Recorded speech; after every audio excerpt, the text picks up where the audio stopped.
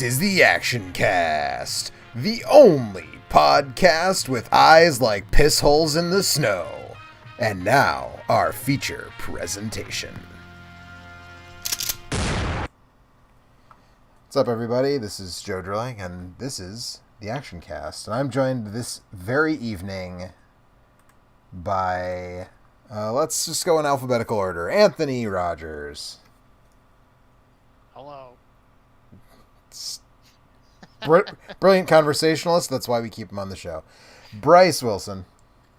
And you don't do the broken voice. When Michael Caine gets loud, he gets very loud. You're not doing it right. You're not doing it right. That's my attempt anyway. Yeah, I can't promise it'll be my only one, but I will try. I will try and keep my cocaine. I'm Michael Caine. I'm Michael Caine. Ethan Chang. Take your bra off. That was pretty good, Ethan. Dark horse winner. It was. So tonight we are doing something we've been wanting to do and talking about doing since we stopped doing this show originally 5 years ago or whenever that was, which is Get Carter and Get Carter. It's a Carterfest. It's Carter double feature, if you will. Yeah. One of these movies is better than the other. One of these movies is better than the other. But before we do that, I at least have a couple of action movie, action break news items. So let's go ahead and I'm going to play the sound drop right here.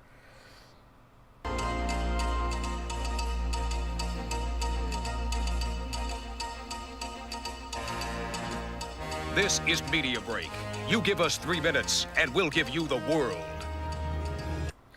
And, there's not a lot of news to go around this time, I guess, that I'm aware of. I only had 2 news items this time. News item number 1 is that, thanks to his immaculate handling of the COVID-19 pandemic, Donald Trump will be the first president since they started making James Bond films to not have a single James Bond film released during his presidency, which is really just the cherry on the shit sundae that has been the Trump presidency. Yes. Yeah, and it really is probably true that that's the only reason why he's not still the president, because we're the country that remakes Get Carter with Get Carter 2000, and we deserve nothing. I feel like you're not wrong. Even though we are the country that remade Get Carter with Get Carter 2000, we deserve better than Donald Trump. I think maybe, probably. I don't know. Maybe you I'm may wrong. have overcorrected. Over. And I don't even remember what my other news item was now. So did we talk about Furiosa on the show, about the possibility that we have of a suspiciously well along into pre-production 5th Mad Max movie? No, I don't believe I think we've discussed in the abstract that is like a thing that is happening, but I do have to laugh. I mean, just like everything in this COVID era, I'll believe for it when I'll believe it when I'm buying my ticket for it, but I do find it hilarious that we bring the podcast back. A running joke of the first half was my angst over Fury Road being canceled and uncanceled so many times, and we are immediately baited with another George Miller Mad Max universe film. So you're welcome, America. As I guess what I'm saying. The more they stay the same. Word. Well, yeah, I mean, we discussed many literal acts of God that, well, if you're a believer, but literal acts of God that prevented Fury Road from being made, I think 4 times. 4 times, yeah. So like I said, we'll if a worldwide pandemic isn't frightening George Miller off from his hubris, who am I to say otherwise? So. I mean, it seems like it's pretty much cast, and they're gearing up to shoot it early next year. So, huzzah if it works. Yeah, I hope Who's so. Who's cast in it? Anna Taylor-Joy as young Furiosa. gentleman who played Black Manta, whose name I have a little bit of trouble with. I believe one of the Hemsworths is in it. There's just a whole mess of folk. And no Max at all, So- right? This is a No man, Max. no. This is a Furiosa prequel film. Yeah. So I don't know that I mean, after the last one, I've got to trust them. right, But that's kind of my take on I it don't. too. I don't know that I want that. I think. I mean, I see there. I mean, look. Assumedly, he could have written a Mad Max script if he had wanted to write a Mad Max script, and like they would have financed it. So if this is the story that he wants to tell, then great. You know, muzzle tough. Yeah, exactly. And I It's do just, think I I do think Anna Taylor-Joy is a very good choice. So for Charlize Theron. So yeah, man, could be a good movie if it gets made. So Yeah, absolutely. My other news item was actually just all of the David Fincher things. I think we should just spend a minute to very quickly talk about all the Fincher things. So the thing that is bringing on all of the subsequent Fincher things is that Fincher has signed a 4-year deal with Netflix, which is weird that he would signing a deal for a length of time versus a number of projects strikes me as weird, because what if he only makes one movie in those 4 years? well, then you got one David Fincher movie. Right, then you get one David Fincher movie instead of like a 3-picture deal. Because then Adam Sandler's thing was for like a certain number of projects, right? Like Netflix was like, we signed Adam Sandler to do like 10 fucking things for us or whatever. And well, I mean, he's already. I mean, he's been producing shows for him too. So I'm assuming like maybe there is like a baseline amount of projects that are supposed to happen with this, and we just don't know about it. So. yeah. But so that begat an interview in which he dropped 3 takes basically that set film Twitter alight earlier this week, and I really didn't weigh in on any of them because I don't really feel any particular way about any of them, but I figured it's newsworthy, so we have to date all of these shows so that everybody remembers what was going on exactly when they go back and listen to them. But the first thing was that he called Joker a betrayal of the mentally ill. Quote unquote, which I still haven't seen Joker. There was so much froth and fury about it when it happened that I sort of checked out and just haven't bothered to watch it. I know it's on HBO Max because all the Warner stuff is on HBO Max, so I guess I probably should watch it, but like the Hangover guy does a bad version of Taxi Driver mashed up with the King of Comedy and a Batman movie with no Batman didn't strike me as something I was super interested in at any point. Here's the thing: is that I think that all the fury over Joker was legitimately ridiculous, and the spectacle of it both just made me very sad. And the way I feel about it is like the Billy Madison monologue at the end of the film, where he notes that everyone is now dumber for having participated in this.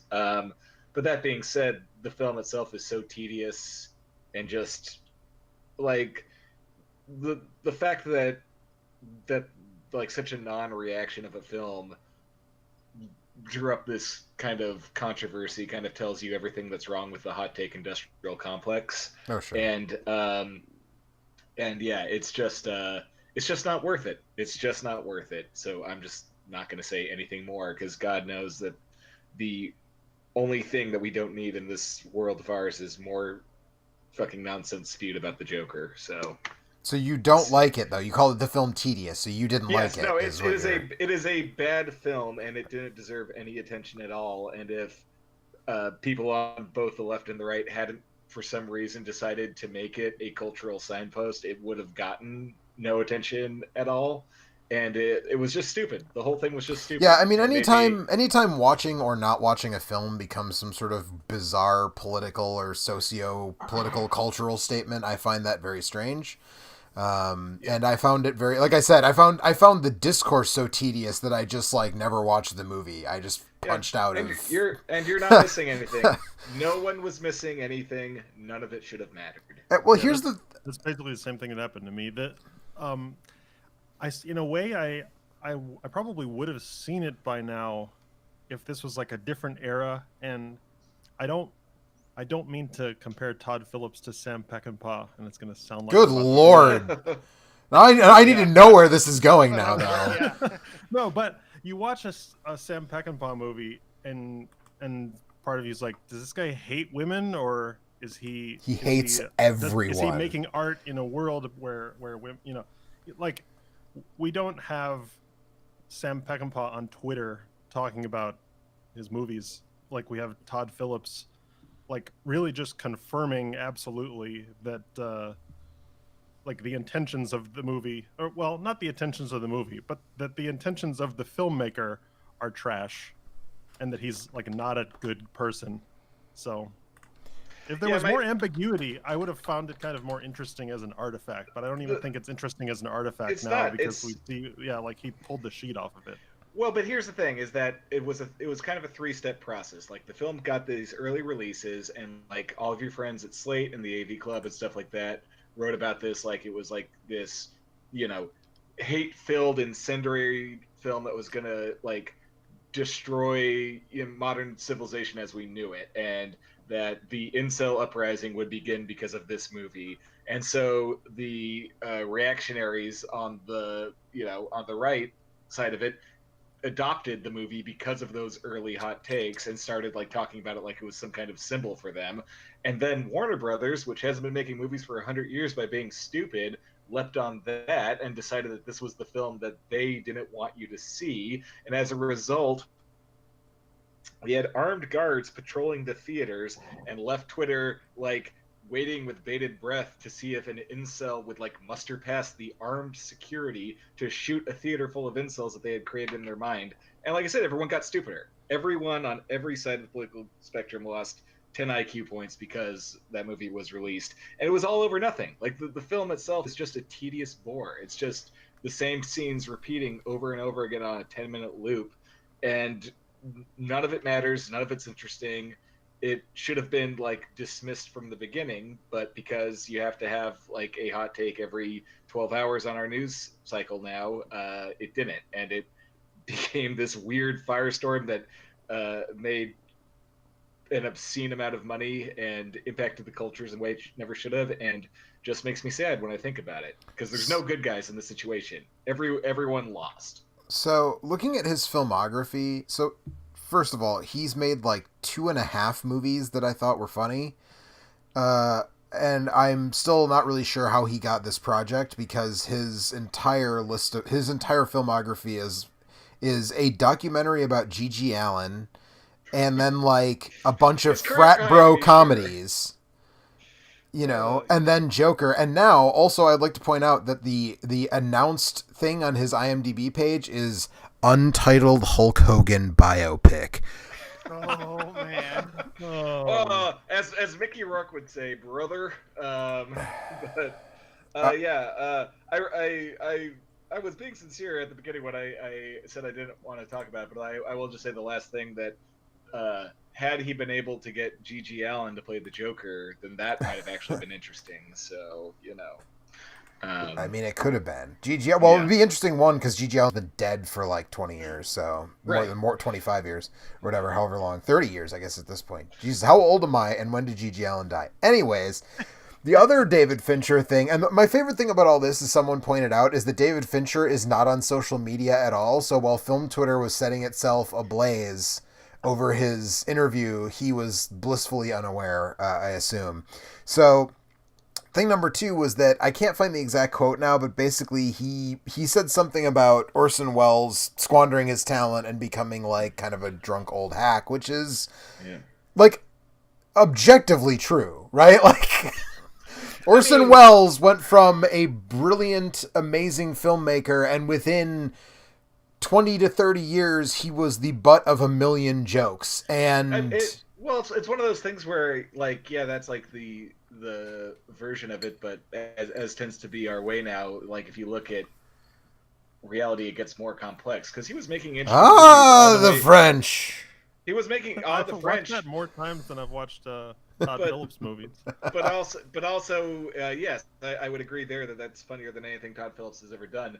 But at the same time, like you have to ignore, say, F is for Fake or Chimes at Midnight. Like, he did a lot of great late period work that doesn't tend to be examined as much because it doesn't fit the narrative. So That's true. That's true. I F will is for say fake that is F is for fake is great, and Chimes at Midnight. But all there's all a the reviews that I've read for Mank make it seem like it's very weird anti Orson Welles propaganda, which is weird because all this stuff is so well documented because everyone's so obsessed with it that like a lot of the claims that it seems to be making are very easily disproven. And so I guess as someone who has pretty much liked or loved every David Fincher film, and like if you ask me on the right day, I'll say that Zodiac is the best movie made so far this century. I think I would have been more excited about this announcement had it come pre-Mank, because now I don't quite know what wavelength. So have this you've on. watched Mank? You've seen Mank? Or I have not watched Mank. I've just read some of the earlier Gotcha. some of the early reviews on it that have been a little, ooh, okay. Like, I mean, look, it's Gary Oldman in a David Fincher movie. I'm sure I'm going to watch it and enjoy myself, but I haven't been this trepidatious about the David Fincher project since those 2 minutes he was going to make World War Z 2. Let's put it that way. Right. Well, I mean, for me, a movie that is about a true story does not have to be perfectly honest and consistent with the real true story to be good. I mean, in fact, he speculates quite a bit in Zodiac, right? Like, that's not one-to-one with the reality as we know it. Benjamin Button. Yes. Yes. And so, I don't know. As long as Mank is a good film, I can separate the truth of the story from the man the that reviews aged backwards. Yes. I don't know what I can't come up with any rejoinder to that, Anthony. So yes, That's I will. true. I will quietly get younger as I sit here. I mean, let me put it this way: David Fincher is the only director I can think of who can make Aaron Sorkin's dialogue like not insufferable. So, give the guy the Presidential Medal of Freedom or whatever it is, the highest civilian honor, because I mean, it's just nobody else can do that. Joe, that he has a god complex. So, not sure that I am. That's a Malice joke out there for all 5 of our listeners who are big Malice kids. Right? No, God has an Alex Baldwin complex. These Zoomers these days and their Malice web rings. Right. I know how it works. Yeah. Yeah. So that was hot take number 2, and then hot take number 3 from him wasn't even really a hot take. It was just that he is bandying about the idea of making a movie that is somehow about or relates to cancel culture, which again set certain segments of the internet on fire, because him just saying that apparently means that he's gonna make a movie. Well, whatever. It's a cultural Rorschach test, right? If he says he's gonna do that, and that's basically all he said. I felt my soul leave my body and fall asleep. Yeah. Any movie about that. Well, I mean, even if it was the filmmaker who I thought was like the coolest filmmaker active, I would not want to see a movie about cancel culture by a rich white auteur dude. Sure. I agree with that, but even no matter which way they took it, ultimately, I can't care. Yeah, I mean, that's the thing, right? Like, that's such a non-statement to be like, I'm thinking about a movie about cancel culture, which is like, I think the way he said it, it's like he has worked on a script that is like not even finished, it's like, okay, great. I mean, basically like Bryce said, if it's not, when it's on the screen, I'll believe it. I'll like, let's have a discourse about it later after it exists. I mean, you're not wrong, Ethan, that like, I mean, a rich white guy writing it could be the film version of that fucking, was it the Vanity Fair letter? Where was that letter? The letter about please stop dunking on all us famous people on Twitter for our hot takes, like that letter. I mean, but I don't. I think this movie was already made by Mel Gibson in 2004. It was called Paparazzi. Yeah, right. Right. Yeah. So that's all the David Fincher news that's fit to Yeah. print apparently, and that's all the news that I have. In summary, man, I don't care. Yeah, pretty much. Yep. But that's slow news time because as we've said, it's in the COVID times. It's hard Nothing's being made. nothing's being made, nothing's being coming out. made. I'm actually very curious what the Oscars are going to look like this year because They just walk out, give a statue to Delroy Lindo, and then walk back off. I mean, he deserves one. Good night, everyone. You Yeah. know, that was- give Delroy his statue. It's good that they're getting used to more foreign films because that's the only place that you can make movies Right. these days. Because they actually, never mind. They should give a "We're sorry we blew it" award to Toni Collette for like the several, amazing performances she's had and been passed over for, but just because no movies came out. So just give one to Toni Collette mostly for Hereditary, but anyways, so we're actually here to talk about Get Carter. And I mean, the sensible thing to do is to start with the 1971 version. I'm sorry, Anthony. All right, I guess. So You guys talk about the lesser film. Right. So I had actually forgotten until I rewatched the 1971 version because I don't think the credits of the 2000 version mention it, although it's edited like a music video, so I might have just missed it. But this film is based on a novel that I have not read. Has anybody read the novel? I have not, nor was I aware it was. Apparently it's called Jack's Trip Home or something like that. And They should have called the movie that. yeah, right. And I guess it must have been a fairly popular novel because it became a Jack's Return Home. 2-movie franchise. Jack's Return Home. It was popular enough to become a film, 2 films. 2 films apparently. It was in a God damn it, what's her name? The best blaxploitation actress of all time. Pam Grier. Pam Grier? Yeah, Pam Grier vehicle. Really? Mm-hmm. I just found this out on Wikipedia today after watching the 2000 movie, and I needed to look at the Wikipedia for the 1971 movie to wash my brain.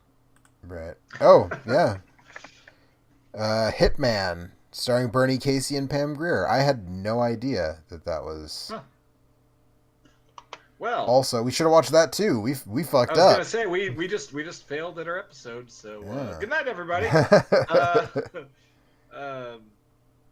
No, I mean, for the folks of you playing at home, if you don't know the plot, Jack's Return Home pretty much sums it up. And if you include it with the title Get Carter, it really sums it up. But basically, Michael Caine goes to Michael Caine. Sorry, I mispronounced it there for a while. Goes home to go to the funeral of his brother, who has died under semi-mysterious circumstances, and he looks into those semi-mysterious circumstances and ends up stirring a lot of things up in the local crime section, but that's okay because he is a mobster himself and is much meaner than everyone that he comes across. So yeah, he kicks a whole bunch of hornets' nests, basically. Yeah. And I love that this is like a crime rampage film, but because it's Britain, it's like a body count of 3, but it makes those bodies count. And yeah, it's just a lot of very good criming, essentially. Yeah, and directed by Michael Hodges, who has a strange filmography. Very strange filmography. He directed. This is his first fictional feature, right? Yes, I believe so. I believe he had not produced. Yes, this was his first feature film. He had done television prior to this. This was his first. I'm on Letterboxd right now and going by let's see. Going by date. Yeah, it looks like nothing but TV before this. I did recently happen to watch the Arrow restoration of his follow-up version, Pulp, by also starring Michael Caine, and it's a extremely strange film. And really, all I can say is no one should really watch it because one of the things you get when you watch Pulp is far too clear of a look at Mickey Rooney's penis, and no Wow. one really needs that in their life. So No. more horrifying than anything you see. And so, if you want to know what the Mixter is packing, check out Pulp. Have you ever, I'm sorry, this is going to be a very brief digression, but have you ever heard his commentary track on the Twilight Zone episode, Night of the Jockey? I have not. It's amazing. I don't know if you have the Twilight Zone DVD or Blu-ray set, but if you do, watch Night of the Jockey with the Mickey Rooney commentary. It is bananas. Like, I can't even try to explain it to you. He barely even he's adversarial with the person who's like doing the commentary with him, who's like, I don't remember if it was Mark Scott Zicree or somebody else, but like it's someone who's like Twilight Zone interested or whatever doing this commentary track with Mickey Rooney, and he is like, it's like a late Lifetime Jerry Lewis interview. Like he's just not, it's like you question why he even agreed to do it.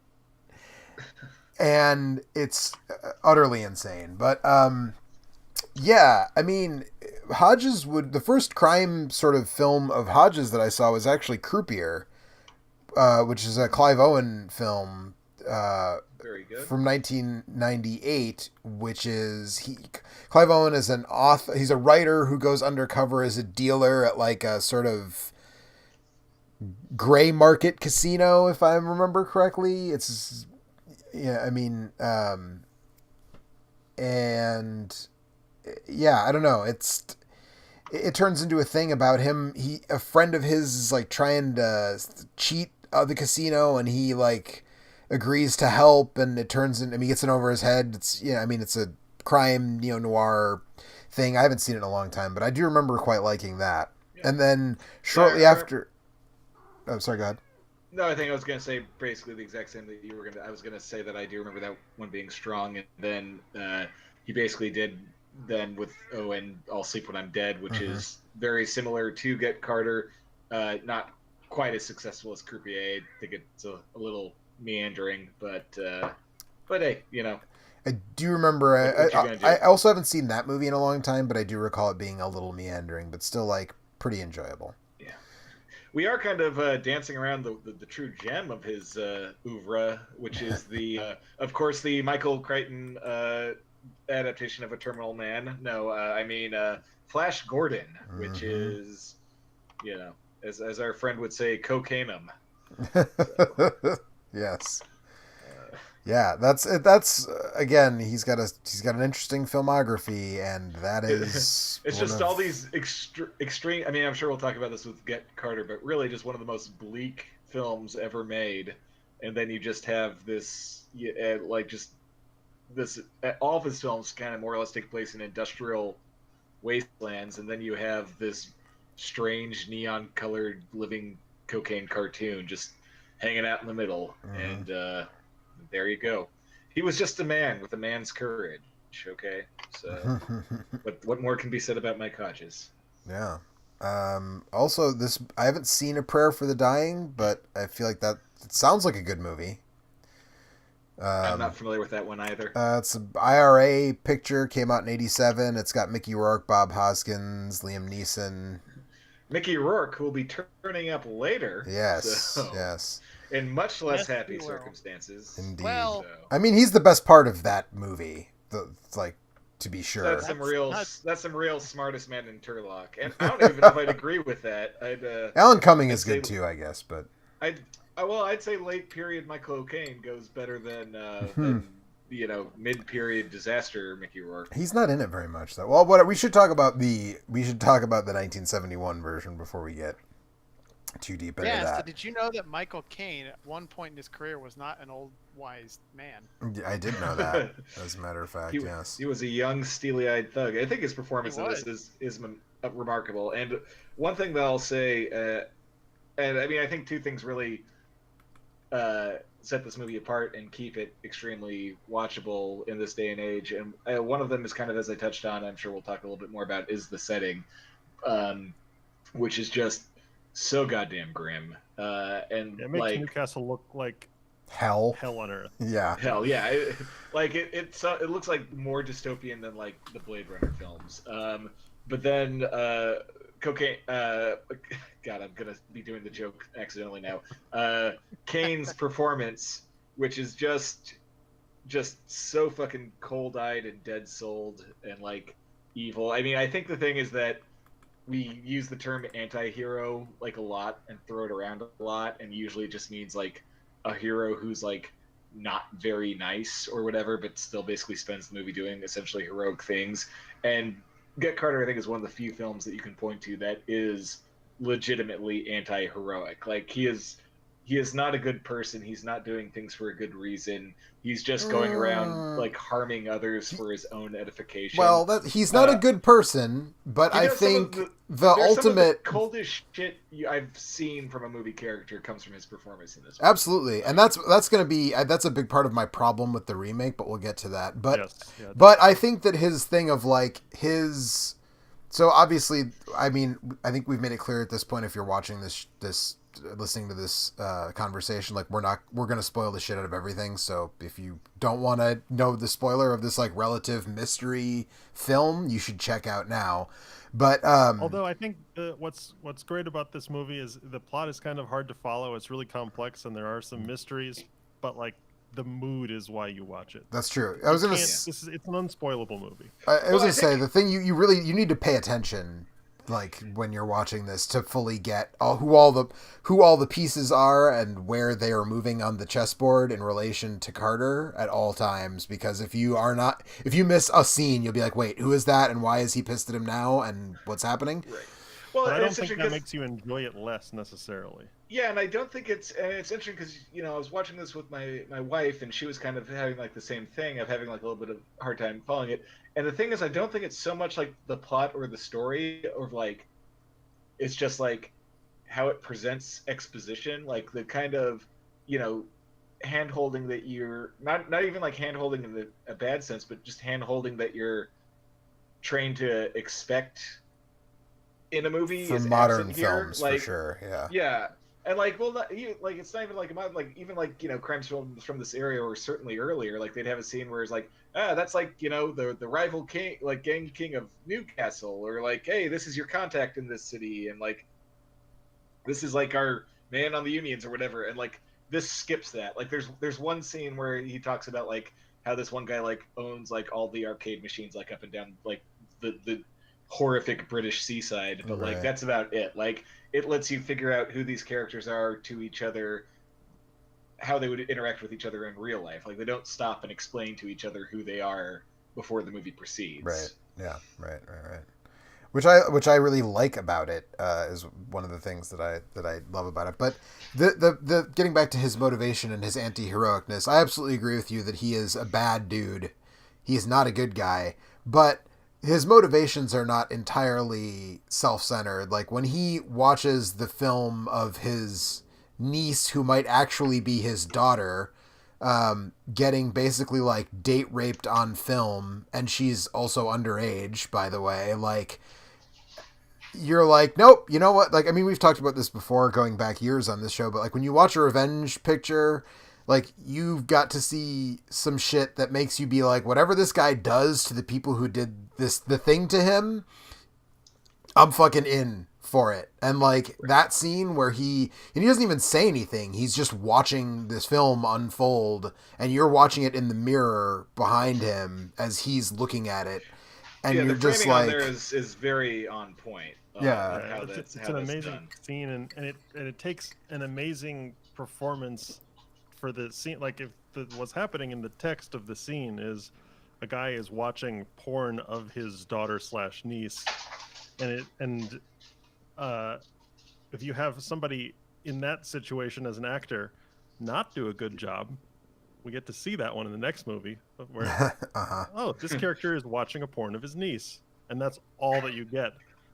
Right. But it's like super rich in the he really does sell like the moral horror of someone who like thought themselves incapable of moral horror, essentially.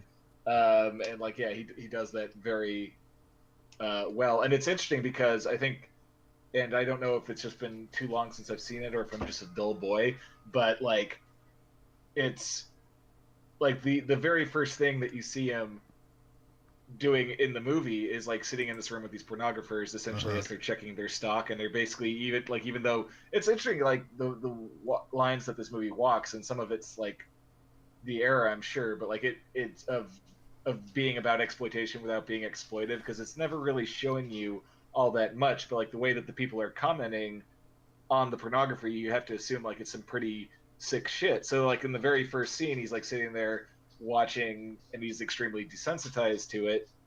And then later, he's rocked to his core. But even then, like I'm not trying to like I'm not trying to cast aspersions on the nice murderer, but like it's just as much as like it's because it's happening to him, like as much as it's about him trying to get like revenge like for his girl, like it's like his personal, and for his brother it's his personal sense of pride that's being wounded here, and that's why he goes out and does what he does at the end. So it's like it's a complex line, like how much it lets you into his head and how much it lets you like sympathize with him, and like from scene one just forcing you to admit that he's like basically complicit with the same stuff that he eventually starts killing other people for.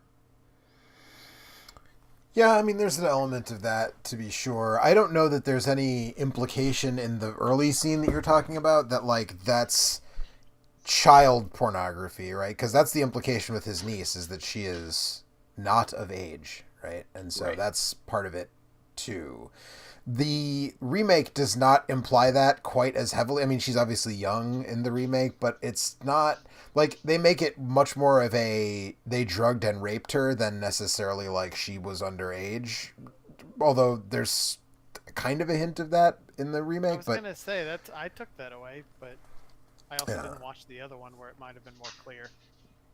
well, The he's like, actor are you looks younger in the remake, but they also show her smoking in public. right? Well, that's Brit. Oh wait, no, sorry, in the remake. Although, I think That's back Seattle, in the day, baby. Yeah. if you weren't smoking in public in Britain, I'm pretty sure it was healthier for you than that Newcastle air, which is somehow visible in the film. Yeah, right. And B, I think that was actually an offense if you went outside 10 years old without a cigarette. So. But I mean, I will also say that as a 16-year-old, I smoked in public. Who was gonna call me on it? You know what I mean? Like who? I think any of us who I don't. Maybe I'm the only one who smoked. I didn't even smoke for that long when I was 16. But I would fucking sit in a Denny's and light a clove cigarette. And when I was 16, and fucking who cares? Like what? You gonna call the cops on me for smoking it because you think I might be underage smoking a cigarette in a diner? Like come on. So I don't know that necessarily indicates that she's 18. I suppose so. But so yeah, I mean the whole thing. The this is communicated less well again in the remake. There's one thing I think the remake does slightly better than the original, and we'll get to it eventually. But I think with England and going from London to Newcastle, there is very much a very clear sense that even though Jack is a little fish in a big pond when he's in London, when he comes up to Newcastle, he's just about the baddest motherfucker on the streets because, nobody's even being only just like a mid-tier bad motherfucker in London makes him the baddest motherfucker in Newcastle. Right. And that sense comes along very quickly and very like the way. So he, again, the going plot point by plot point is hard because the movie takes a lot of twists and turns, and Did this one have the same thing as the remake where he was like from there? yes. Okay. He is going back to Jack is coming home, as the title would put it. As they write. Yeah. So he goes. So his brother dies in he drunkenly drives into a river and dies, and leaves behind a daughter. And in this version, the daughter's mother is dead already. And the brother, who's named Frank in this version, the brother was seeing a woman who it's pretty heavily implied as a sex worker, not really a girlfriend.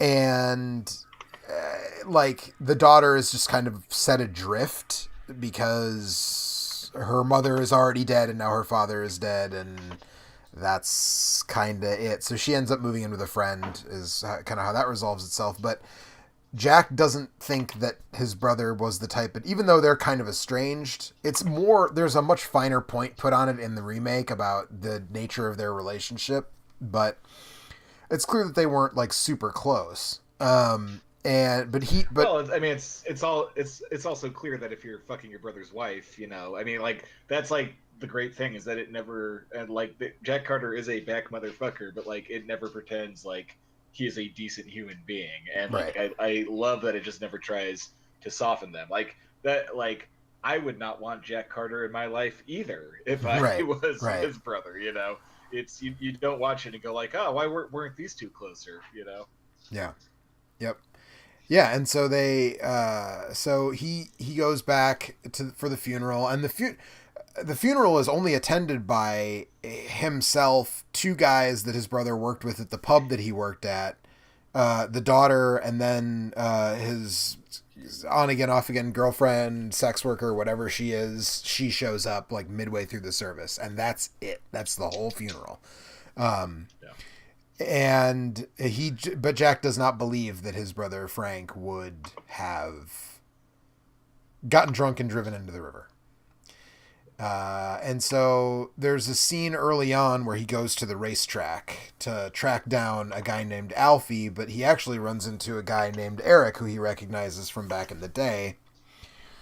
And you just get the sense from his interaction with Eric that he is not someone to be trifled with. The way he sort of pulls Eric's sunglasses off of his face to look in his eyes and then says, your eyes are the same as they've always been, piss holes in the snow. And this dude doesn't do shit. Like, it's very clear that he is fucking terrified of Jack. And since I don't think we'll maybe dwell on that one line in the remake, I just want to point out that can we? There are maybe we can, but there are individual lines that the movies like take almost verbatim, or that the 2000 movie takes almost verbatim from this movie, and they almost take the piss holes in the snow line, but he says cat piss in the snow, as which conjures the image of taking a cat out for a walk in wintertime. Well, also that implies like Mickey Rourke doesn't have like yellow eyes, right? That's the thing that's weird, because the piss holes in the snow thing. Beautiful. Right. Yeah. I mean, it's. He said they're like beautiful, like cat piss in the snow. Right. Yeah, every common line between the two. Missed the next line because I was so busy trying to figure out what that meant.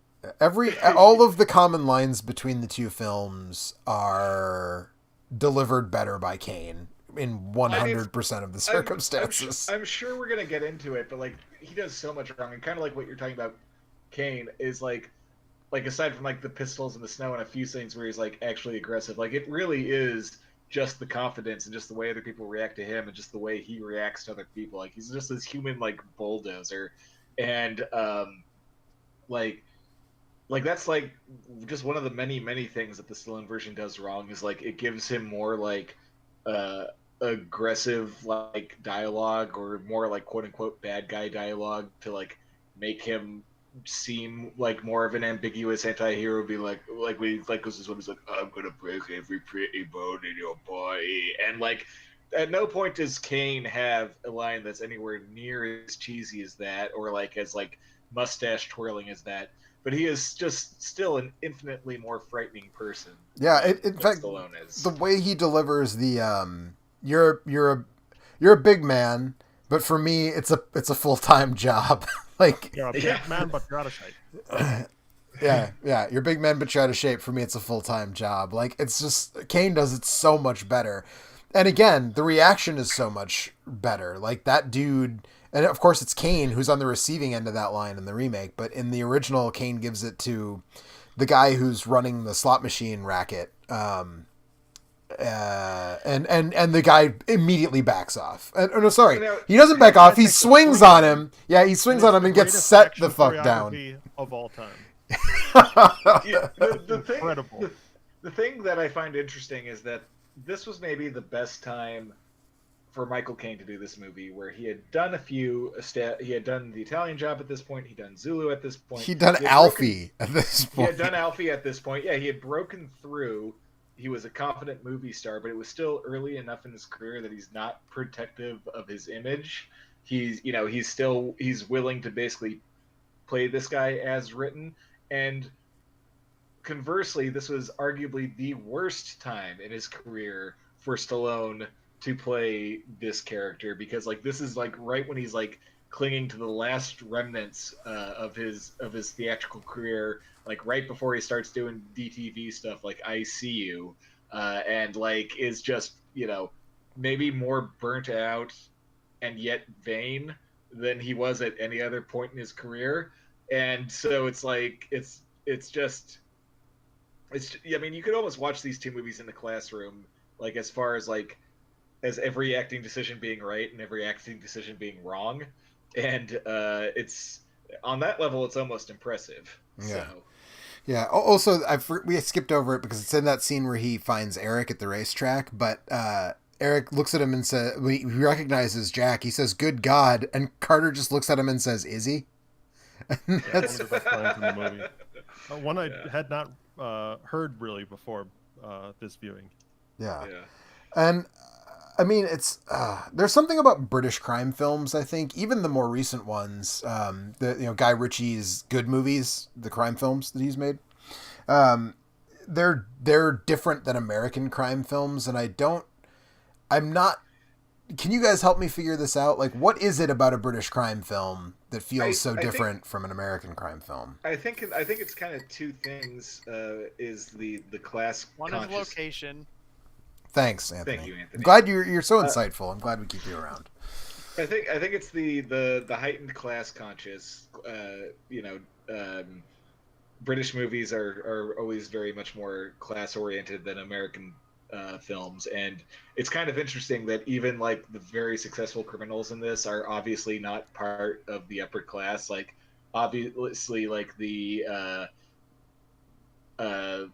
like maybe the most financially successful person you see is like the arcade king, and even though like judging by his daughter's swinging party, like she's like been able to like he's been able to like buy her into like accepted society, like no one really respects him, and he doesn't have that much money. He's got like this like big kind of cheesy house in the exurbs, and I think like when you just like look at the amount of like boarding house that he's like staying in, and like just all these like little class markers, there's just so much more prevalent than they are than they would be in an American film. And like the fact that he's violating those rules like so brazenly gives it that little extra friction charge.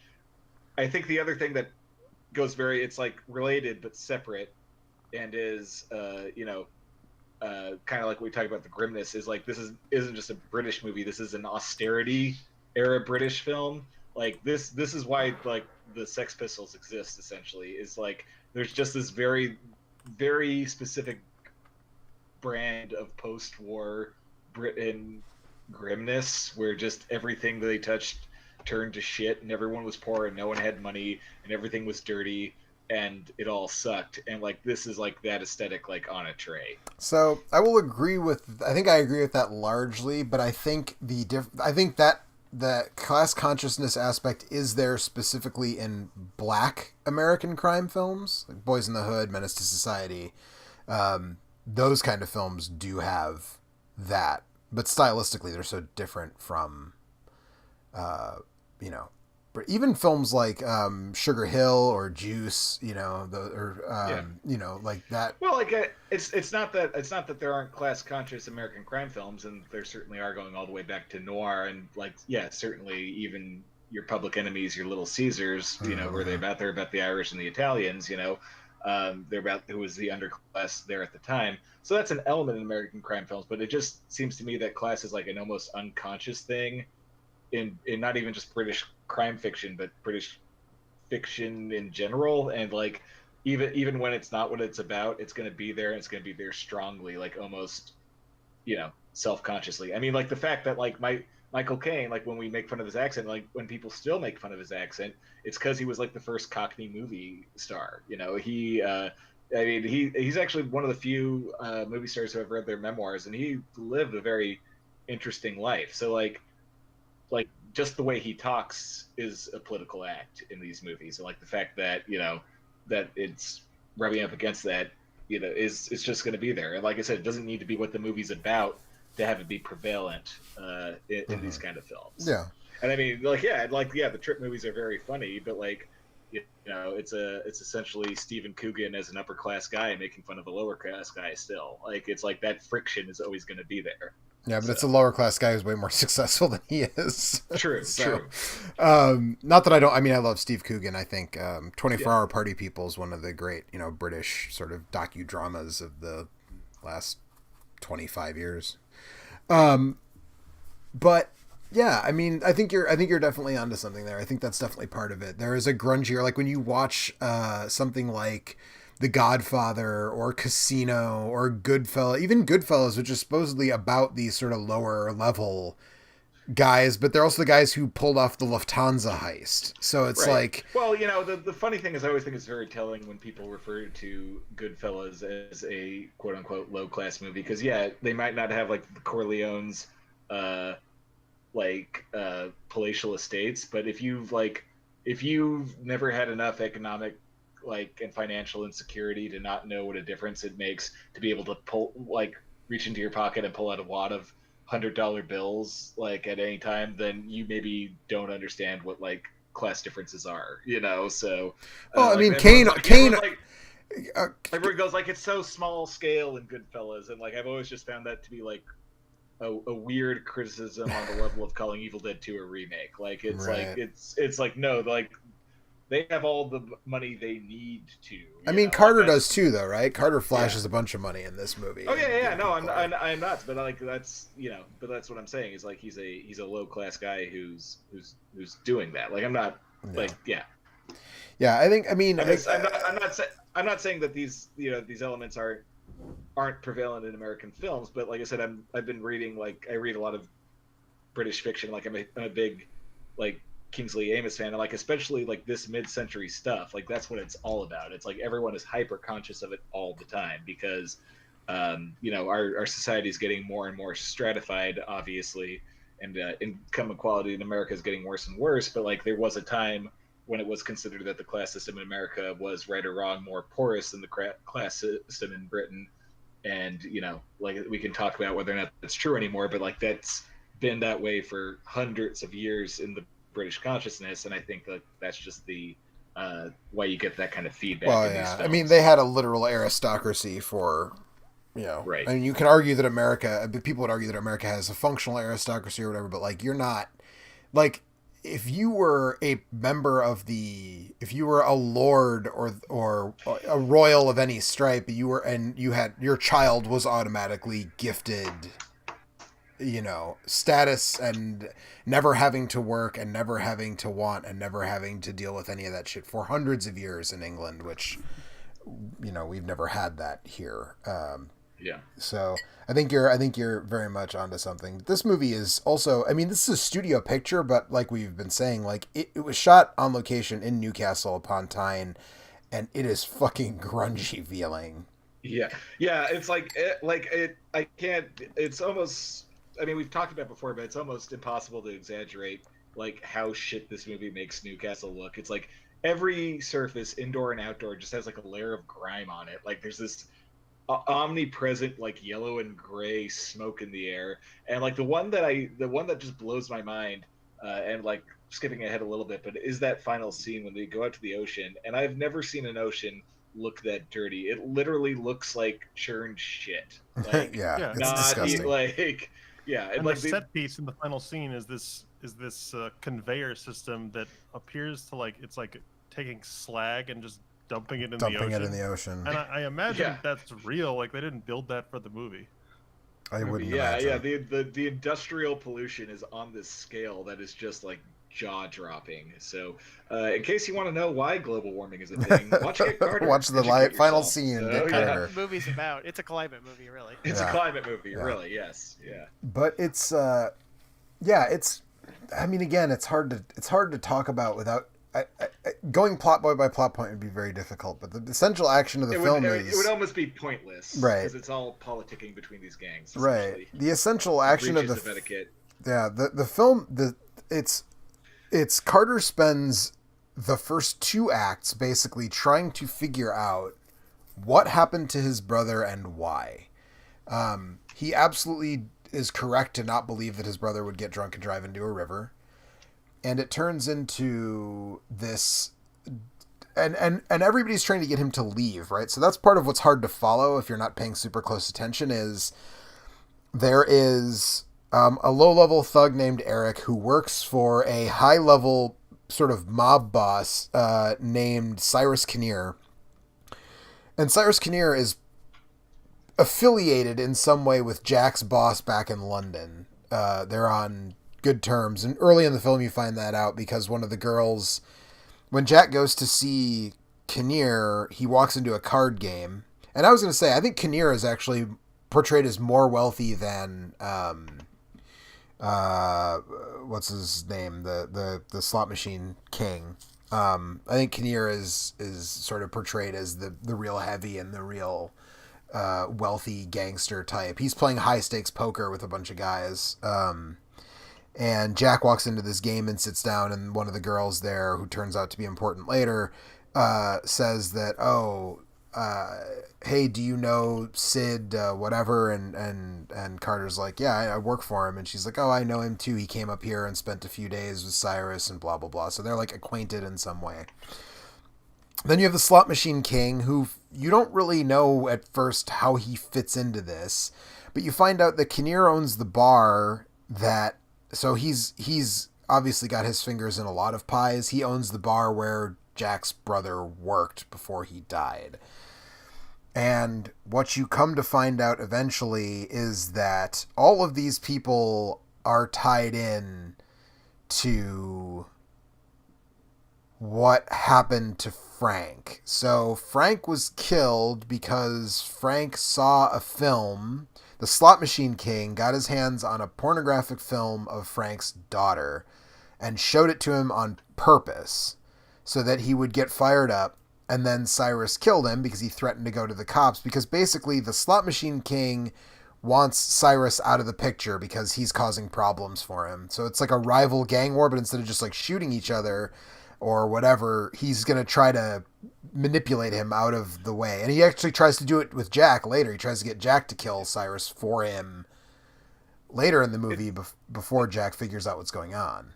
It's a very British plot where everyone is just trying to insinuate and influence each other. Mm-hmm. Like even when they're trying to get him to leave at the beginning, you know, eventually they just try and run him out of town. But like at first, like they're just like, "Hey, Jack, awful impolite of you to be here," like trying to appeal to his, like, you know, Britishness essentially. Yeah. So it's kind of a fun, interesting dynamic. Yeah, and so the woman that his brother was seeing she was part of the setup.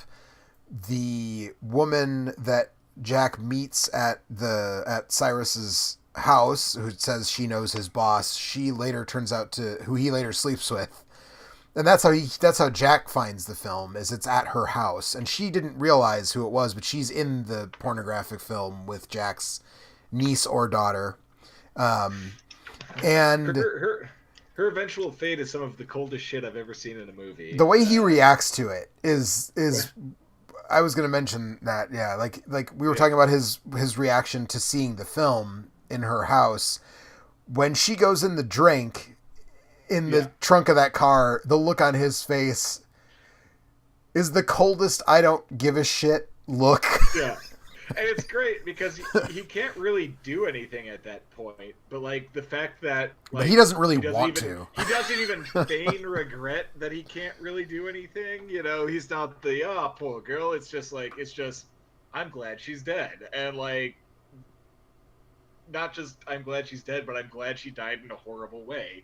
Like it is like maybe the coldest reaction. I don't shot even know I've that ever he's seen in a glad. movie. He just doesn't give a shit. Like, he does not give a fuck. I mean, she was in the movie, right? She's in the movie, At the, yeah. at the Yes. very least, he has no regard for her life. You're right. Yeah. Right. No. So he, Um, then the guy, one of the bartenders that's at one of the few people who shows up to his brother's funeral was the guy who effectively raped his daughter. And then the guy, Eric, who he sees at the racetrack, he's the one who found, and knew, we find out, not only found Doreen, the niece / daughter, but knew that she was Jack's niece or daughter, potentially. And that's what really, like, he gets it the worst, because Jack finds out that he's the one who kind of pushed the first domino, as it were, but fucking everybody gets it from Jack, pretty much. I mean, we don't really see I missed some of the very end because I was getting ready to do the show, and I waited till the 11th hour to watch it.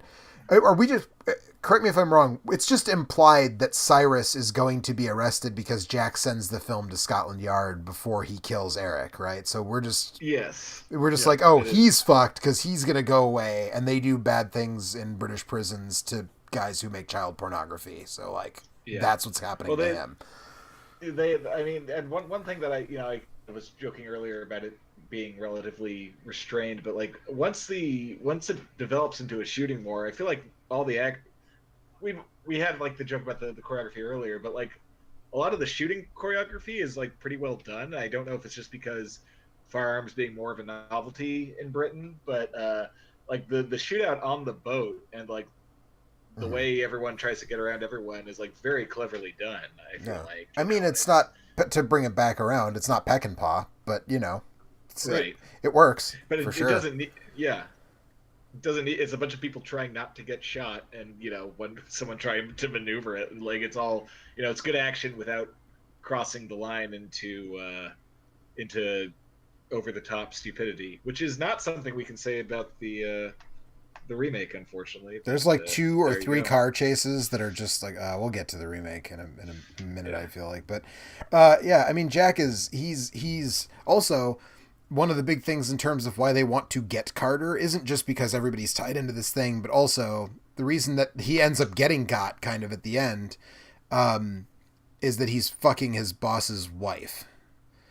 Right. And that, of course, doesn't fly. And of course, one of the guys who hates his guts rats him out on purpose to provoke more hellfire being rained down on Jack. But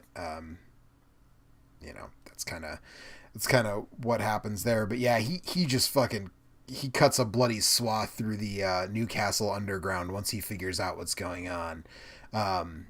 He almost drowns the woman who is in the film with his niece, and then she does drown in the trunk of the car. Right. The slot machine king gets thrown off a building by Jack and into a car, which is pretty fantastic. Apparently that car park was at some point saved from being condemned because it was declared a landmark because of this movie. That's the most Newcastle thing I've ever heard. Yeah, right? That's kind of amazing. The bartender, who is the one who actually fucks his niece in the porn film, gets stabbed twice while begging, saying, I didn't kill your brother. and Carter's just like, I know you didn't. Let's see.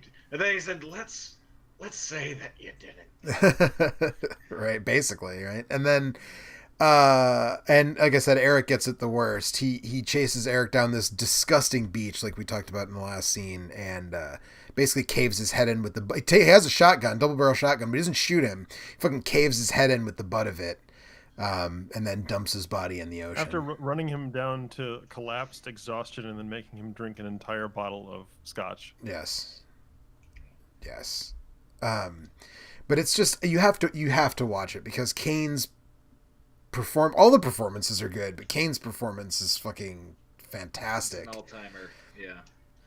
you know, No two ways about it. he's just a cold-hearted bad motherfucker who, I mean, it's very similar to the way Clarence describes Sonny Chiba in The Street Fighter in True Romance. Like, he ain't so much a good guy as he's just a bad motherfucker who, you know, professionally fucks people up. And like, that's Jack Carter. That's an accurate summation of that film. I'm looking at the poster on Letterboxd too, which is just a lavender lithograph of Kane holding the shotgun, and It's not even Surely, the what same more can you shotgun. ask It's for not at even this the point? right shotgun. Yeah. It's a pump action single barrel. In the movie, it's actually a double barrel shotgun that he finds in his brother's house when he first shows up. But I mean, it's just, Okay, again, so this movie 9 out of 10, poster 7 out of 10. there you go. I like I like those old style posters more than it's much better than the Okay, 8 out of Stallone 10. version poster. You convinced me. The movie, though, I mean, I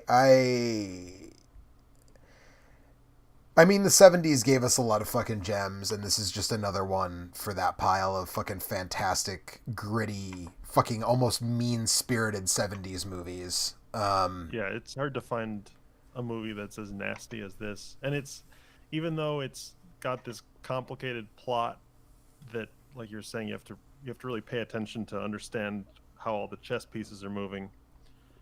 You get what it's about without having to do that. Like, Right. you don't not understand the details of the plot, but you know exactly what the movie's about. Right. Yeah, absolutely. I mean, Ethan, I feel like you were the one who was sort of championing us doing this for so long, and I feel like you haven't said as much as I sort of expected about the film. So, Yeah, I mean, I love this movie. I think it's just his performance, the Michael Caine performance is incredible. I think maybe my favorite thing about it, just texturally speaking, is Newcastle and how they make it look. Like, I feel bad for the people of Newcastle because I've never been there. I've never seen other movies shot there, and now I just basically think that all of Northern England looks like this. So, but it's like it's a movie that takes place in a British city in the 70s, but it looks like it also takes place in like an alien wasteland. And it's like it's a singular movie. There's really no other movies like this.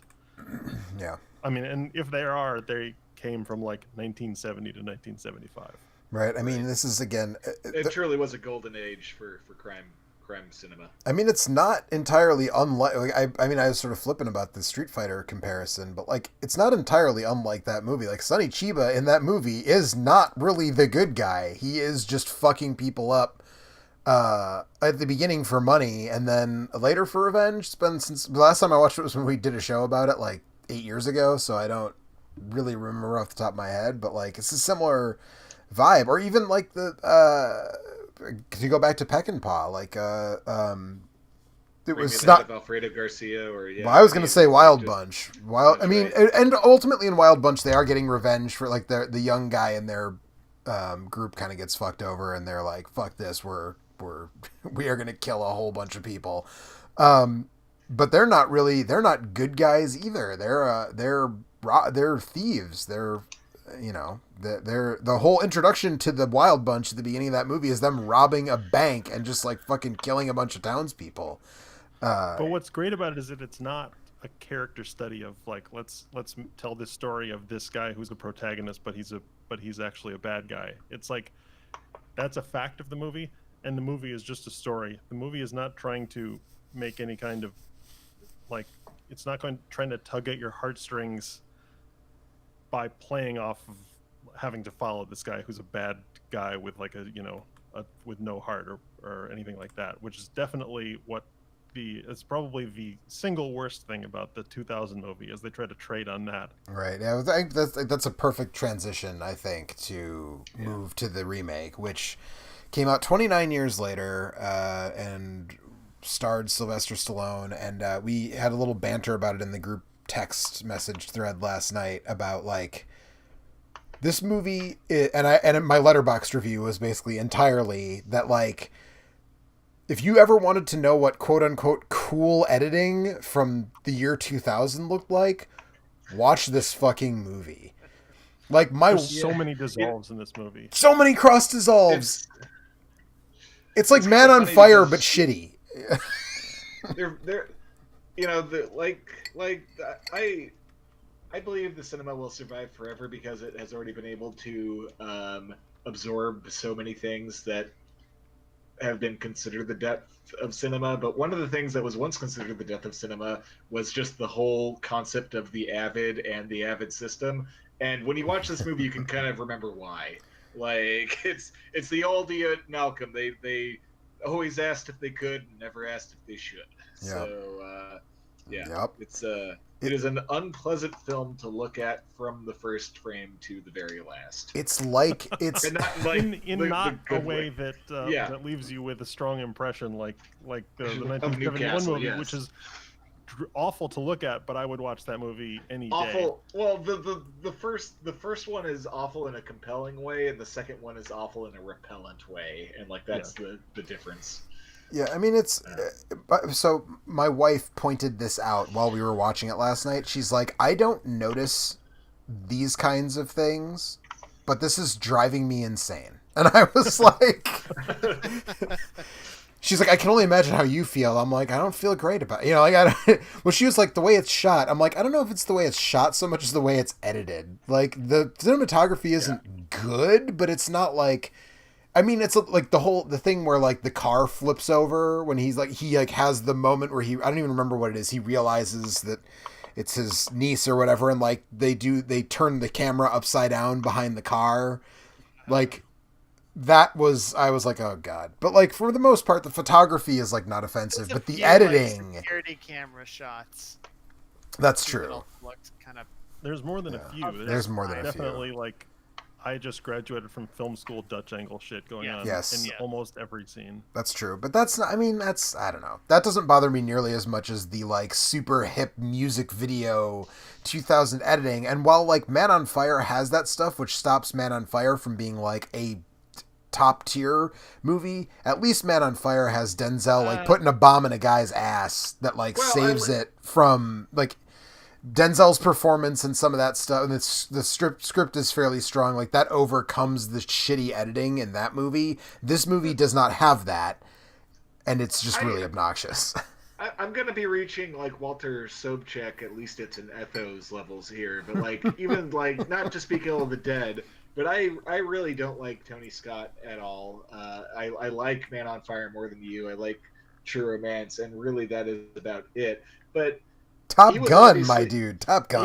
He was obviously trying to push this aesthetic and like the freedoms that it gave him, like as far as he could, in like a similar way to like how Soderbergh doesn't just use DV to make like his films look like film, like he uses it to like bring out the qualities like of DV. So like he was like, it was a fucking failure, but he was like trying to do something. This is just like, you know, I can make my entire movie look like a Nine Inch Nails ripoff music video, you know, from the mid '90s, and put in insert shots at random times for no reason, and just in general throw off the rhythm of every single scene. Not that it matters much, because even if you could like follow the rhythm of what's happening in these scenes, you wouldn't want to. So I see. We're talking about the Get Carter Sylvester Stallone version. Yes. We have crossed that particular Rubicon. One of the We most just awful got things there, this movie actually. does, and it really lays its cards out early, which I appreciated that they showed me this early. Is they show there's a shot of John C. McGinley where they just jump cut 3 different reads of the same line. Oh God. Oh man, yeah. God, that John C. McGinley's performance too, and it was like, I don't dislike him as an actor, but like it was really funny how quick my reaction went from, oh, John C. McGinley's in this, to, oh no, John C. McGinley is in this. He's just going to be doing that shtick for this whole time. He does. I was right. Yeah, he absolutely does the shtick. Also, before we completely leave Tony Scott behind, I'm just going to say The Last Boy Scout also fucking rules, Bryce. Okay, so the last Boy Scout is it is great in the way that having your parents make you smoke an entire carton of cigarettes when they catch you smoking one is great. So Yes, it's maybe not the best Tony Scott movie, or it's maybe not the best Shane Black movie, but it's arguably the most Shane It's Black. the most Shane Black. He doesn't have Fred Dekker to counterbalance him in that right. Anyways, yeah, this movie. I remember. So I saw this movie in the theater when it was new, and I think if there's one thing that tells you, like how I put it down honestly to being a literal child. I was 17 when this movie came out. I saw it in the theater, and I was like, that was pretty good. And I hadn't watched the whole thing since then, so going into this, I was like, it's definitely not as good as the Michael Caine version, which I've watched way more recently, but I was like, it's probably still fine.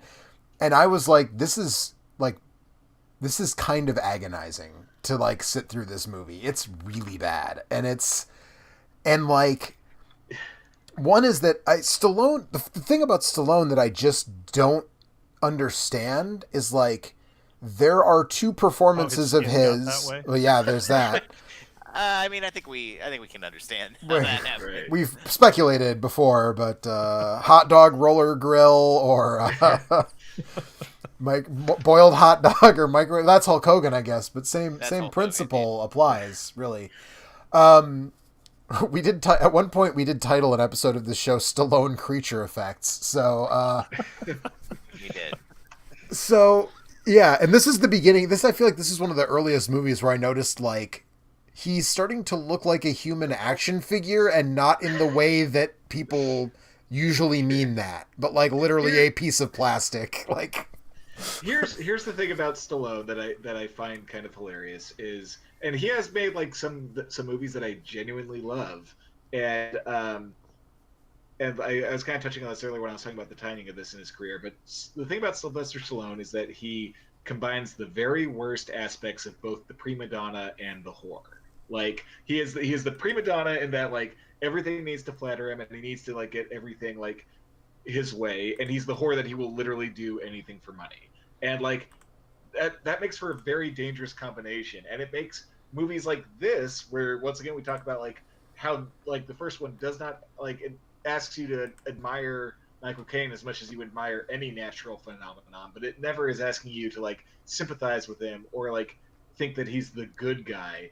And like this is like weird because in every shot you can see Stallone like demanding to be both like badass and sympathizable with, and like that's the problem. I've gone on record before that I think that the first Creed is like a genuinely great movie, and like I'm gonna like cut myself short here because I can talk for minutes on end about what a fucking miracle that movie is, and the fact that Stallone had enough humility to trust another writer and director to write that script for him, and then had the humility to perform that like role as was written is phenomenal to me. And I think the second Creed is like a very entertaining film, even if it's like significantly goofier. The point is that he still has the ability, he still has talent, he still has the ability to give performances. But I think if you were trying to tap into that talent, there's not a worse time you could have done that than the year of our Lord 2000. And he is like, it is like, that is the, there was no time where he gave less of a fuck and had less pull. Like, and like, I feel like the combination of those two factors just really kind of sabotage any hope this movie would have. Yeah, I mean, getting. I mean, what I was starting to say before we made jokes about his appearance, which is not nice, but also like he's very clearly trying to stay young in an unnatural, like alchemic way, and it's frightening. He looks today like a cross between a living tree stump and a sentient pile of HGH. Pretty much. But like he's had two performances, the ones that he's arguably best known for, that are like really good. And like his performance in First Blood and several of his Rocky performances, though not all of them, are like genuinely good. I mean, he won a fucking Oscar recently for his portrayal of Rocky Balboa. Yeah. Right? Well, like, I mean, no, he was nominated for Creed. He didn't. Oh, he didn't win. Okay, I don't know why I think. Yeah. But either way, right? Like either way, like the fact that he got nominated and it wasn't a joke, and that you would watch this movie and be like, this dude was nominated for multiple Academy Awards for acting. Like, Well, it's funny Huh? that you say that because the first Rocky is from the same era as Get Carter, and they have more in common than you would think. I mean, people forget, but like the first hour of Rocky is a 70s film. The first hour of Rocky is about a man walking around being sad and like his sad little apartment and his sad little career and his sad little sideline as a mob enforcer and just like it maybe doesn't look as like hypnotically right as Newcastle does, but like Philadelphia does not look like a nice place to live in that first Rocky. So like, there's a alternate universe where they make a Get Carter remake in 1976, and like Stallone kills in it.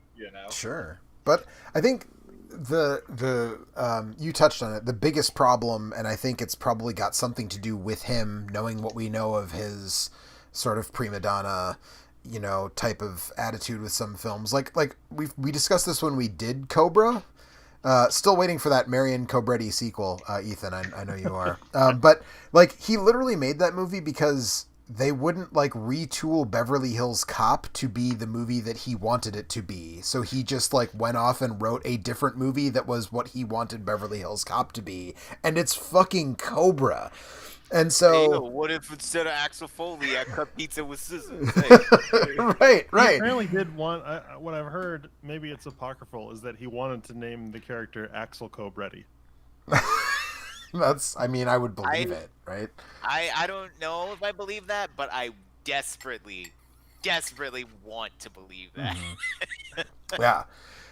But this movie, it turns Jack Carter into a guy that is not, he breaks people's thumbs to collect money for like illicit gambling debts in Las Vegas, but like he's got a heart of gold in the center, and like that's the problem, right? Because Michael Caine's Jack Carter not only does he not have a heart of gold, I don't know that he has a heart at all. He has a heart of Newcastle coal. Right, he is a motherfucker in that movie, and instead of looking at the Stallone character and it like sends a shiver down your spine because he like doesn't care about anyone's well-being, like in this movie he's like a complete loser, and like even to the extent that like all of the sexuality that Michael Caine has in the 71 version, he does a lot of banging in that movie. Stallone does zero banging in this movie, and like his like biggest big dick moment in that movie is the not one where he's actually having sex, but he's having phone sex in front of the woman who's putting him up in her house. Yes. Like right in front of her while staring at her. Yep. Wait. The Michael Caine? Yes, the Michael Caine version. It's an amazing scene because he is phone sexing the boss's wife, which we didn't even really touch on we touched on it a little bit, I guess, in the original. He's phone sexing the boss's wife, and the woman who he's renting the room from, who he will later bone down with, is just sitting there listening, and he's staring a hole through her while he's talking about all the things he wants to do to his boss's wife, who's in London. I should have watched that movie. You definitely should have watched that movie. You definitely should have. Yeah, you chose poorly, as the knight would say. Yeah, and the also it's a lot. Yeah, like you said, like there's this raw sexuality sort of to the Carter character in Michael Caine's hands, where you believe that woman, who I don't know who that actress is, where you're like I could see that, and then with Stallone, it's like Gretchen Mol is like fawning over him, and I'm like, why? But I guess she's like fucking Tom Sizemore, so maybe it's an upgrade. We somehow didn't touch on, and speaking of the raw sexuality, the scene where he pulls a Vigo and doesn't actually seem naked, and then frog marches his attacker out on the street, shows his dong to an old lady, and then turns around and walks back in. Yes, I mean it's not to the level of it's absolutely not to the level of the Vigo scene. It's still that he's confident enough to kick some ass naked. And, yes, I always appreciate that. So it's a good little character. Is it as good as the Robert Zadar fighting guys in the shower scene in Maniac Cop, though, is the question. A fair I point. mean, is anything? A lot of naked action sequences on this show lately. That's the promise of Action Cast 2.0. We will find any nude action scene and deliver it to you. That's right. So If you take into account the HGH and also the overall head size, you think Robert Zadar or Sylvester Stallone has a larger face? I think Robert Zadar has a larger. But it's like it's in closer this movie. than It's you might surprisingly close. Right. Yeah. Right. But yeah, Wow. it's this Wow.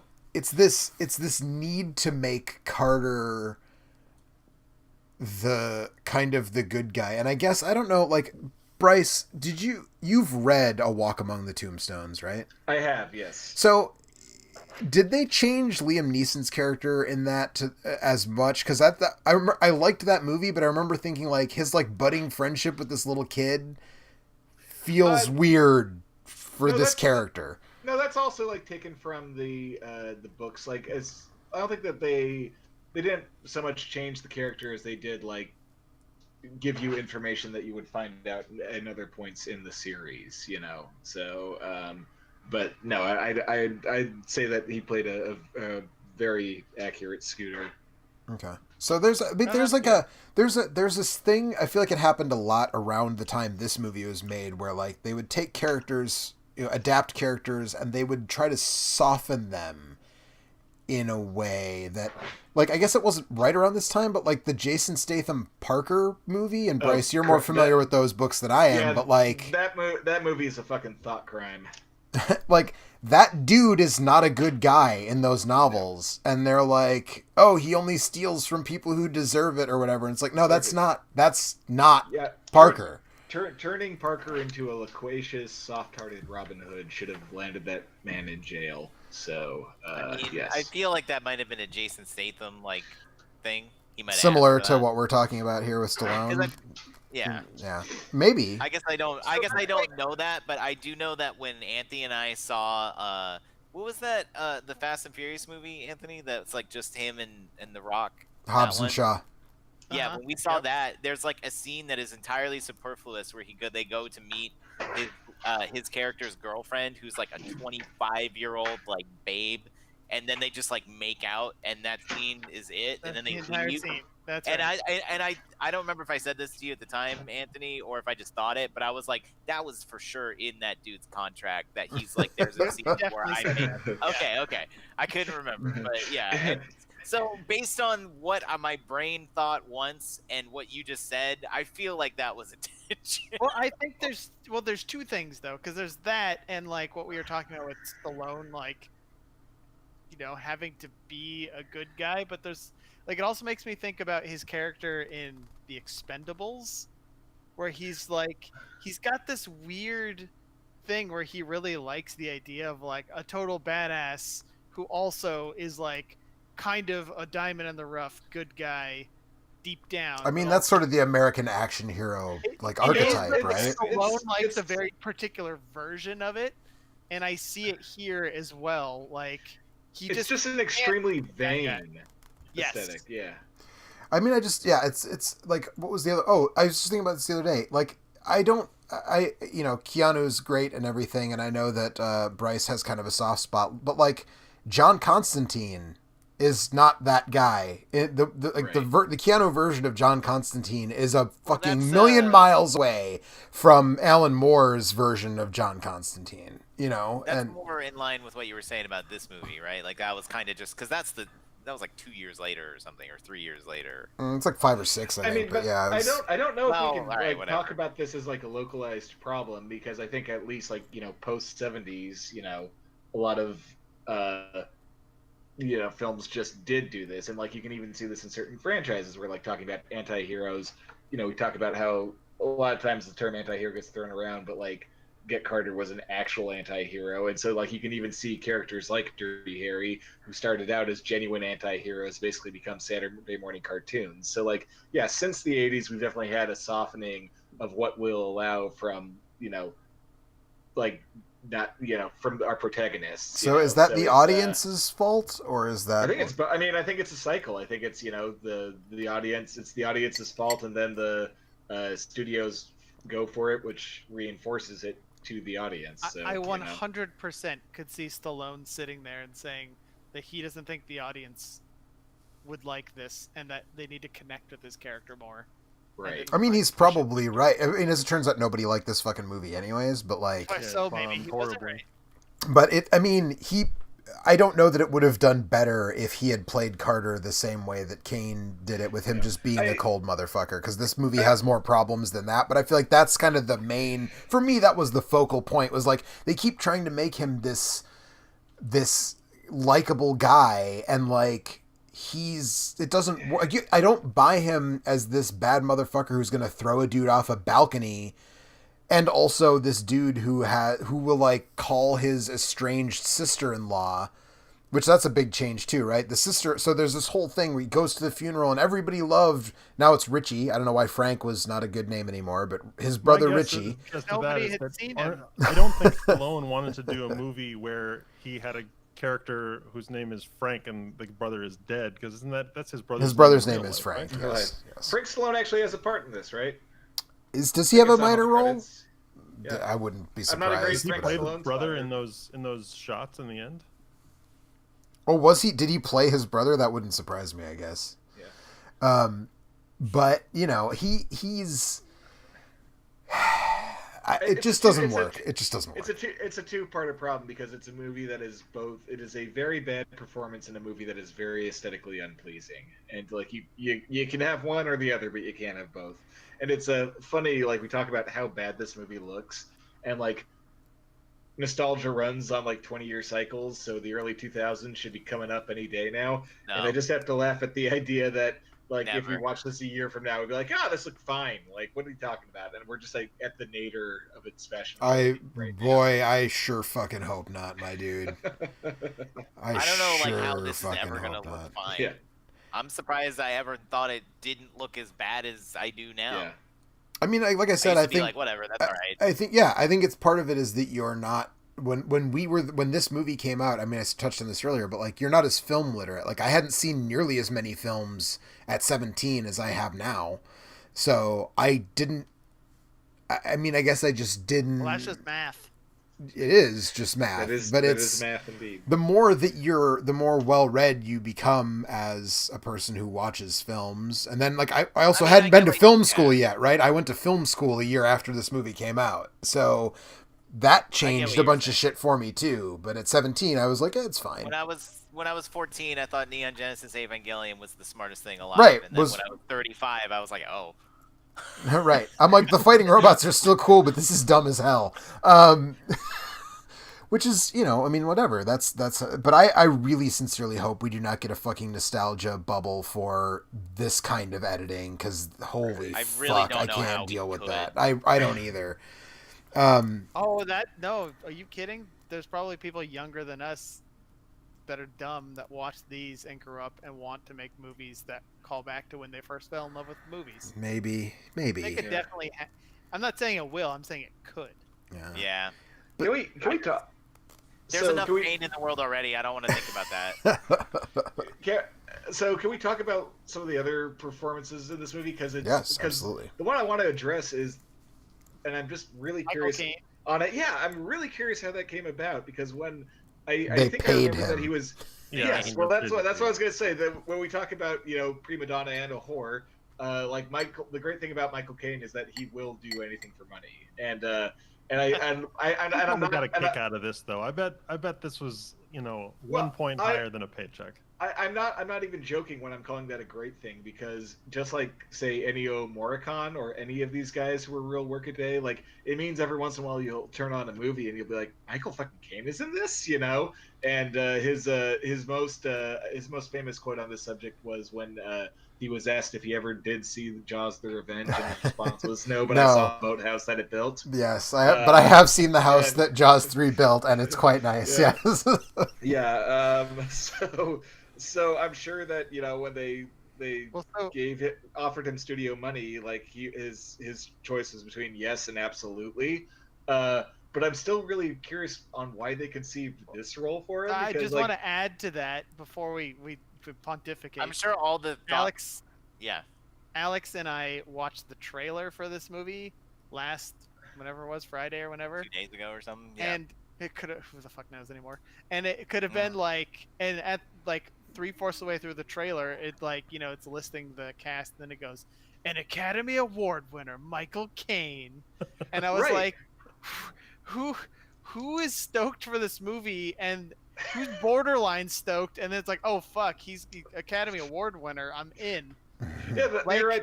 That's what makes it. This was maybe his first movie after the Cider House Rules. So like, if any time he wasn't gonna do it just for a paycheck, this would maybe be the time he wouldn't just do it for a paycheck. So it just gets weirder the more you think about it. But anyway, I guess what I'm saying is, if you want to compare these to movie, like of why this movie maybe got made, I think 2 years ago the Singleton Shaft came out, and that like also softened up that character a lot, and made him an actual cop and like stuff like that. I don't even know what that is. Yeah, but there was a. You don't know the John Singleton Shaft? Oh, that's okay. Yes, Oh, that's Shaft. sorry. Oh. Yeah. So, but like, there's a scene in that movie where Richard Roundtree like comes by and basically like shows up and goes like, "Hey, I'm Richard Roundtree. Like, you remember me in Shaft? Like, yeah, like it was pretty cool back in the day, right? So, all right, I'm gone. So, like, I kind of figured that they'd maybe bring him in for a cameo as like ominous British gangster with like big scar on his forehead or whatever. But no, they not only give him a supporting role, but a supporting role of almost no significance. Like, there's nothing that this role that would require Michael Caine, and it's the more you think about, the stranger Michael Caine it is. to be the last person killed in both movies called Get Carter. That's true.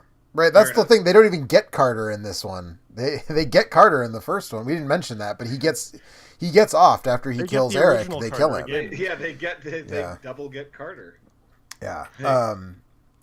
But I mean, this movie is just, in a way, there's a lot more to say about this one because it's such a fucking train wreck, right? Like, also, can I just say, now that Alex is here, I feel like he'll feel me on this and like understand what I'm saying. Mickey Rourke. Anthony is good. I do hear you.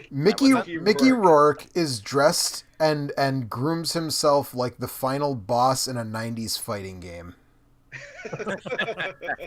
Yeah, well, I mean, oh, never mind. I was gonna say it was the '90s. That was the style at the time. I was like, oh, actually, it wasn't. Yeah, I mean, well, it was probably shot in the 90s. I mean, he's got like this long duster and sunglasses and a sleeveless shirt under the duster, so when he throws it off, you see his fucking bulging biceps and shit. I spent a full like 4 minutes of this movie trying to figure out if I could do those sideburns. This is What was this your is like- conclusion? Yes. This is peak desperation, Mickey Rourke. So like, I was I've gonna read say, it. dude, this is exactly. Like this was like his career was dead zoned. You look at his face and you have to wonder why.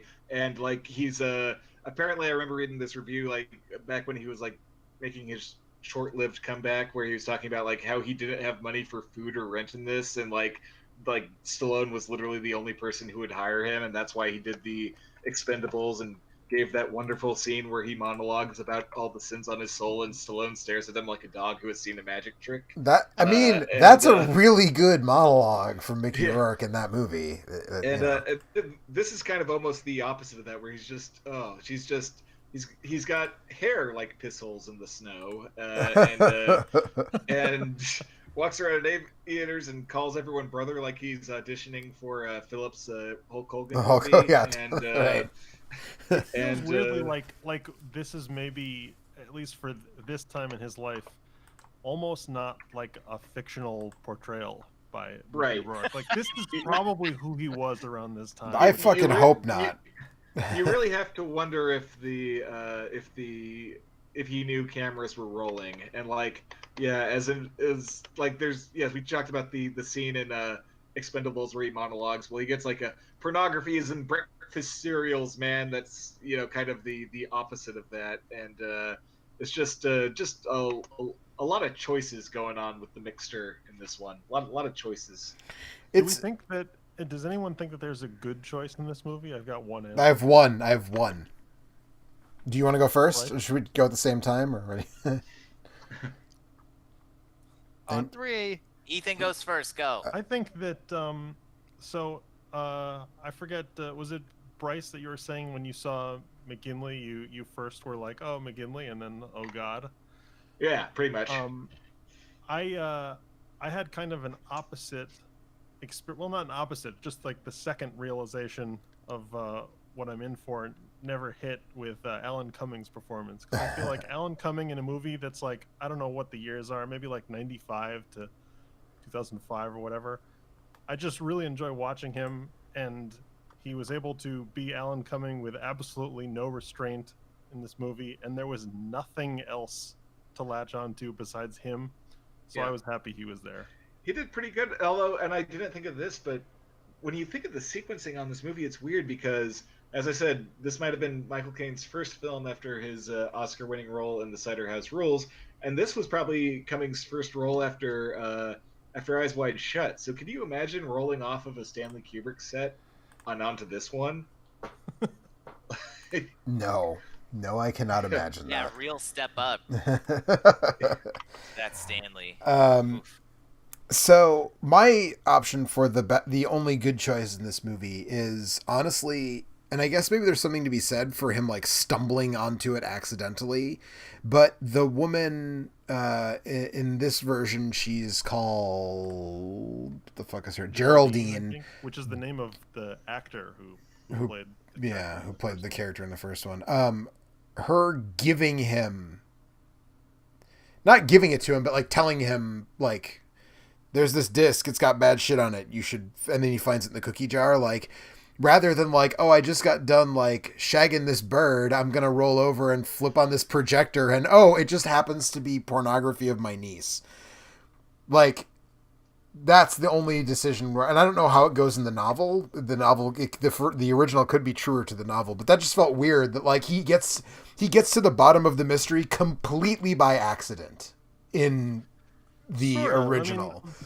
I mean, also, in the original, the crime scene in Newcastle, I think is supposed to be like you were saying. It's kind of a small pond, and he's at the apartment of one of the women who was in the film. So I don't think it's too far fetched. But I mean, if he doesn't happen to turn on that projector, and that film doesn't happen to be the one that's queued up in the projector at the beginning, of course, quite naturally, like he never solves the mystery if he doesn't do that, right? Like that's it. Just I mean, the movie is still way better than this movie, but that's the one decision of someone being like, no, there's a thing and it's gross, you don't want to see what's on it, but like maybe you need to, so you should find it. And this is like the MacGuffin, like that everybody's trying to get at.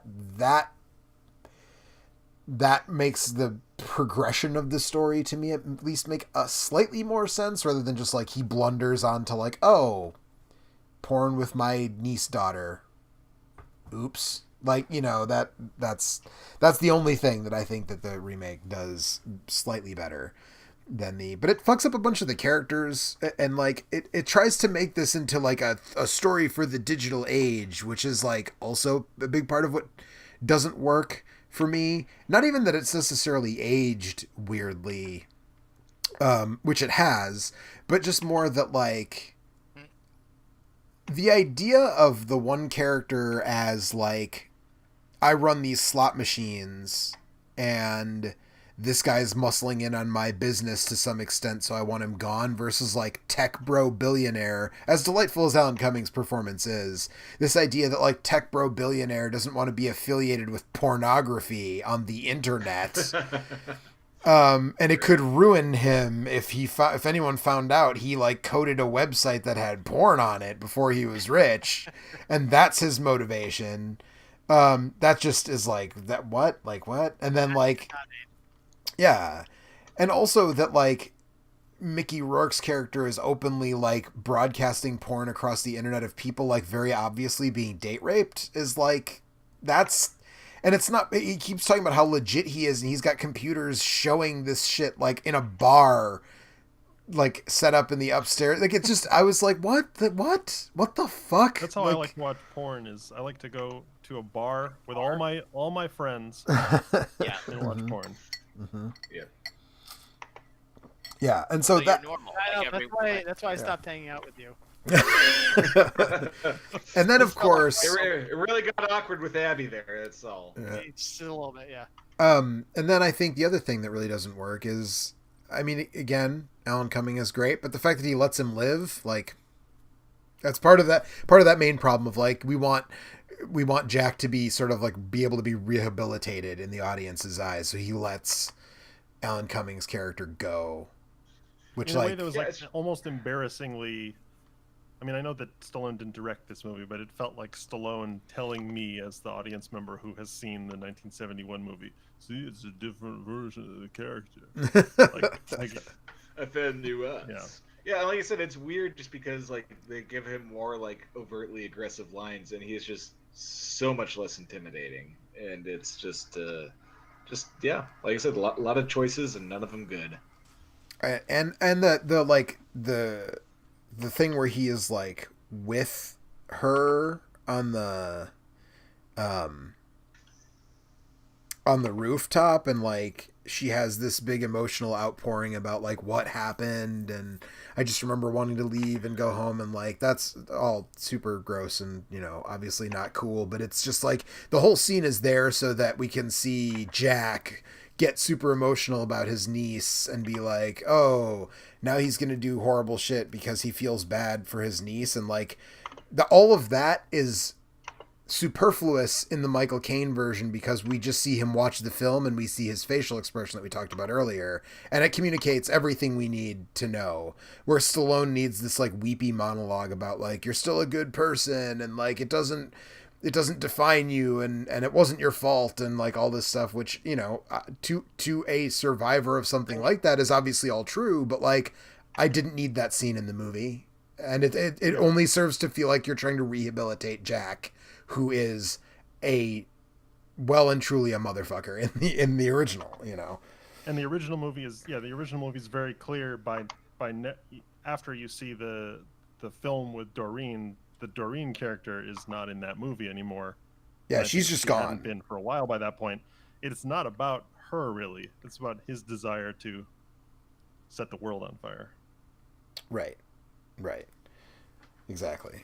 And the whole thing where his sister-in-law is around now, and so now instead of Jack fucking his sister-in-law and maybe being the father of the niece, now instead his brother was fucking around on his wife, because the Geraldine character isn't a woman he was seeing who may or may not be a sex worker after his wife died as some sort of outlet or whatever it was. He was stepping out with the woman who makes porn in the back room of the bar he works at, or whatever.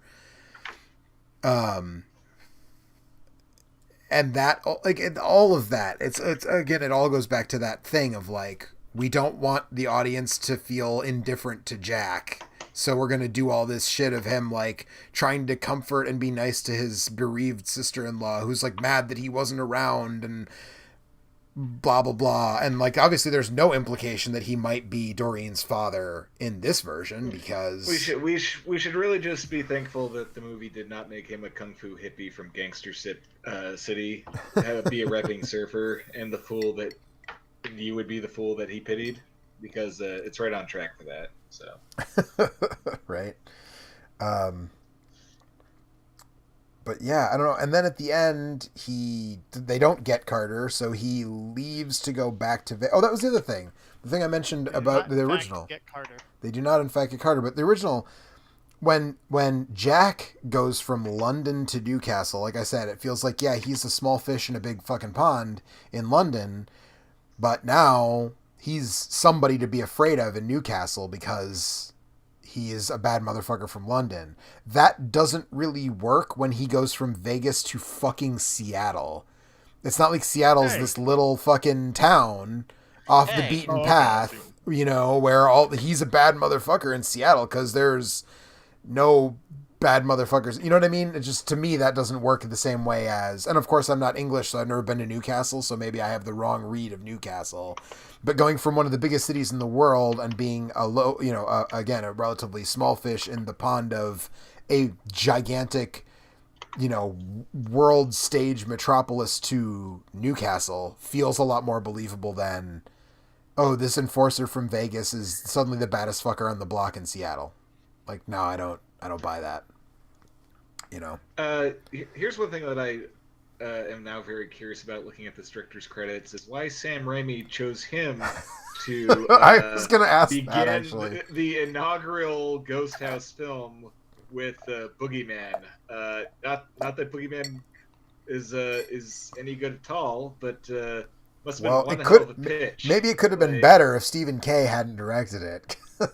right. That's a Yeah, heck I of a noticed that too. choice there, Sam. I was like, wait a minute, Sam Raimi and Rob Tapert picked this fucking dude to direct. Yeah, the first Ghost House film. Good lord, I don't know what happened there.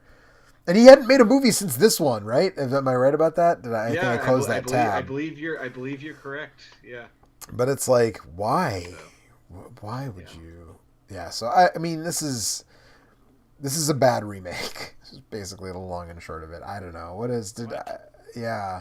What did you think, Anthony? This is the only one you watched, man. What the hell? Poor bastard.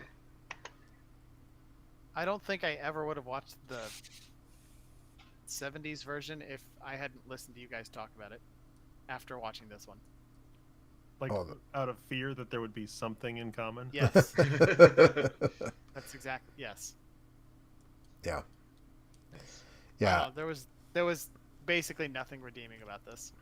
Yeah. And The action wasn't it's good. not even like, it's not frame to frame, shot to shot, catastrophically bad. There's certain parts that certainly are, but it's also really boring. It's extremely boring. Super boring.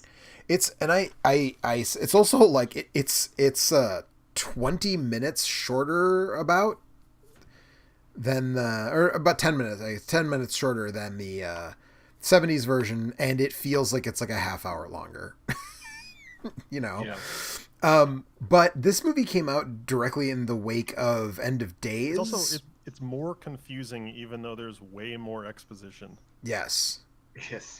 Yes. Like he rips that like magnifying shaving mirror off the wall to like see the footage in the security camera more closely. What was he doing?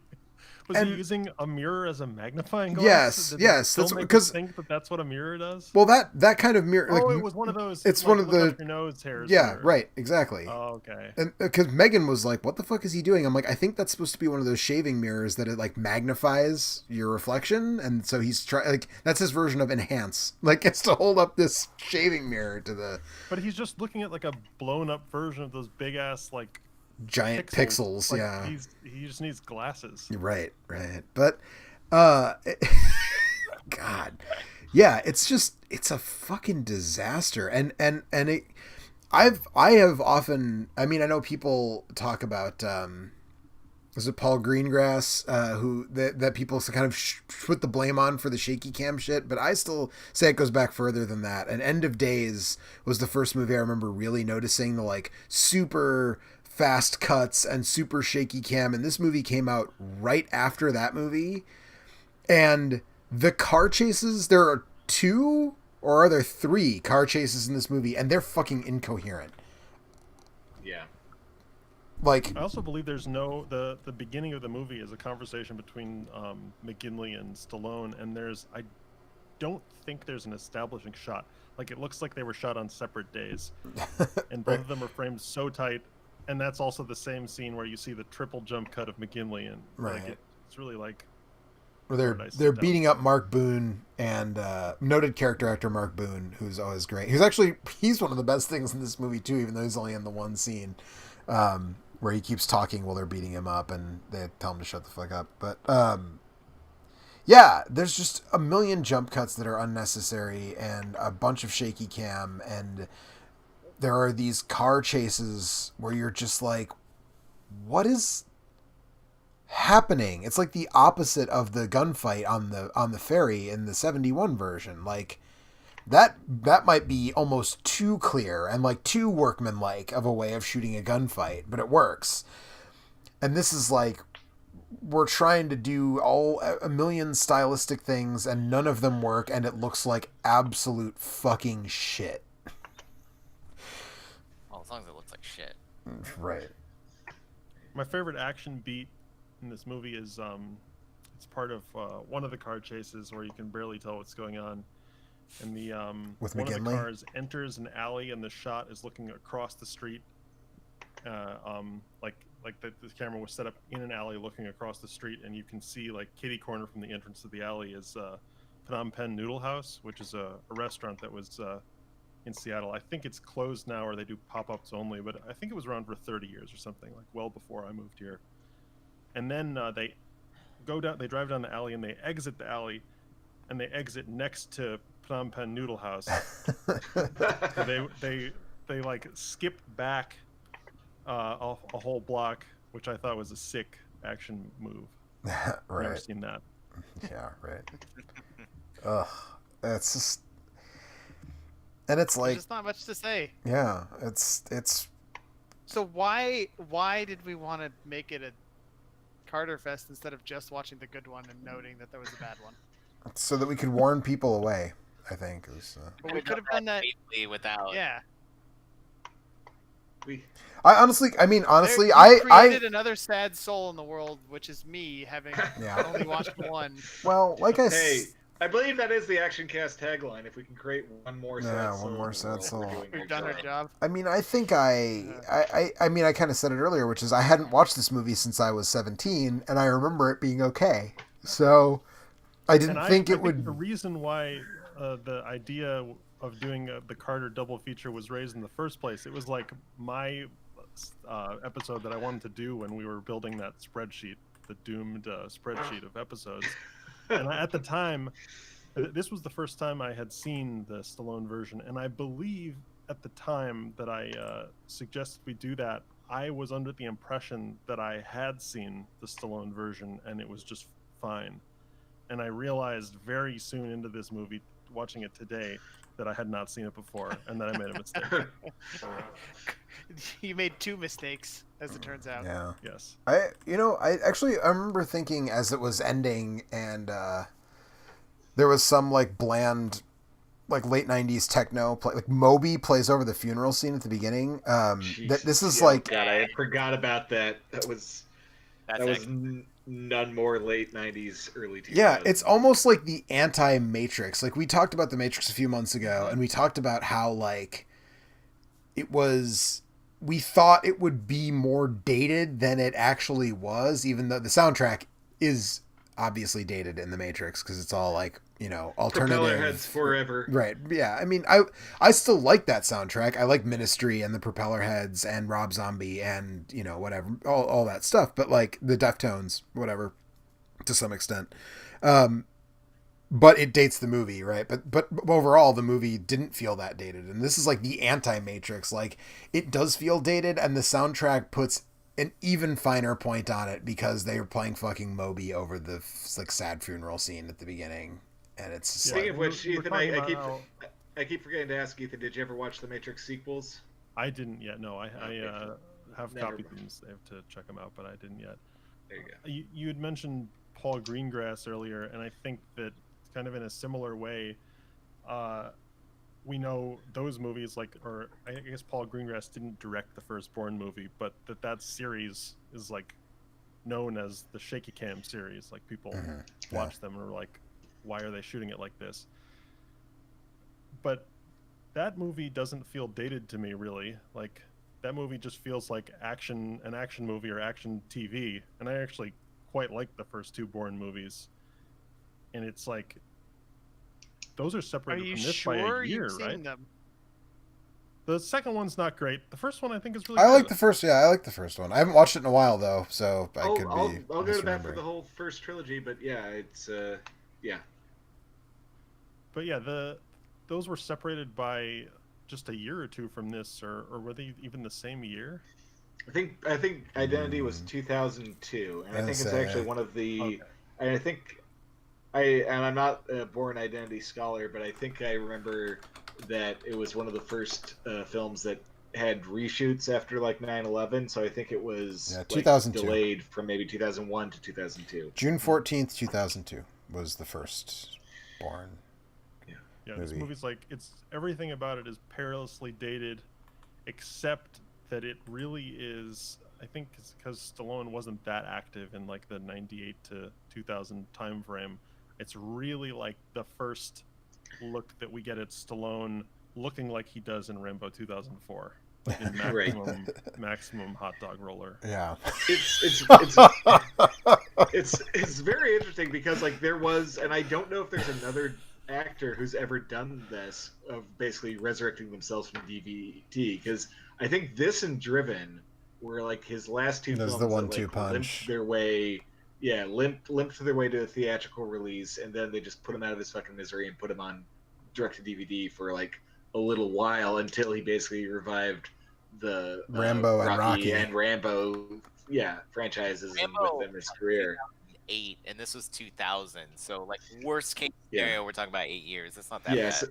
so this is the nadir of his career. Something got like millions of dollars, you know. No, but That's fine. I'm just saying that like this is just where his career bottoms out, like in a very real way. Because like right here they like the studio system decided that they had gotten as much as Stallone as they were gonna get, and they need not put in any more on this one. So yeah, well, like you said, a lot of people don't like Van Damme and Seagal never climbed out of that. I mean, Seagal's a nut, so that makes more. But like, I feel like I kind of felt like we might be on the verge of a Van Damme rehabilitation in recent years, and then it just didn't happen, and I was kind of disappointed by that. Because he always comes off now. He comes off a lot more humble now than he did back in the day, and a lot more sort of fun and interesting and good natured. Whereas like he kind of had a little bit of a reputation in the '90s, but I kind of would like to see a Van Damme rehabilitation arc. Honestly, I'm not as much of a Van Damme fan as you, but I will say that which I believe you guys did, a sudden death. This weekend, and was just delighted. I would watch Powers Booth threaten a young child with death for 90 minutes any old time. I mean, the fight in the kitchen with the Pittsburgh Penguins mascot is... Yeah. So one, it's amazing because it's a fight with a mascot, but two, specifically, it's a fight with the fucking Pittsburgh Penguins mascot, and he kills that fucking thing because fuck the Pens forever. It's obviously great. Penguins forever, but that was the debut of Pittsburgh, the Penguins mascot. That's like where he came from. And it's great because it's an actual. I mean, it's a goofy as shit, but it's actually a really well choreographed fight. Of like, it would be actually hard to do significant damage to someone in a mascot costume. But yeah, as Van Damme kind of found the right note to play that on, but it was really the Powers Booth show of just him saying the most despicable shit in any scene, and just like quite literally reaching for a phantom mustache to twirl, and just had a good old time watching it. So he ate a lot of scenery, and that shot at the end, the Die Hard falling shot, and the the excellent helicopter crash. Where they lock eyes. All right, next time on the Action Cast. We already did it. Next time on the Action Cast. Doing it again. Like 2012. The only thing that would have made it better is if Van Damme was wearing a Slapshot mascot outfit while he fucking beat the shit out of Iceberg. That would have been, Oh, dude, S.J. tops. Sharkey. He beat the fuck out of him. Anyway. I know. Sorry for pulling a Bryce Wilson derail there. But Let's talk about a better movie. You're right. Die Hard in a hockey arena. I'm just saying it's both understandable why Sylvester Stallone was thrown into the gravity well, and like it's impressive. I find it genuinely impressive that he climbed out of it. So yeah. Oh man, Powers Booth is real good in that movie. Okay, anyways. Next time. Tombstone. So I think I'll be your Huckleberry. Have we run out of Get? Anybody have any final thoughts on either Get Carter before we mercy kill this 2-hour plus installment of the Action Cast? No. I think it would be far good, too late for a mercy kill.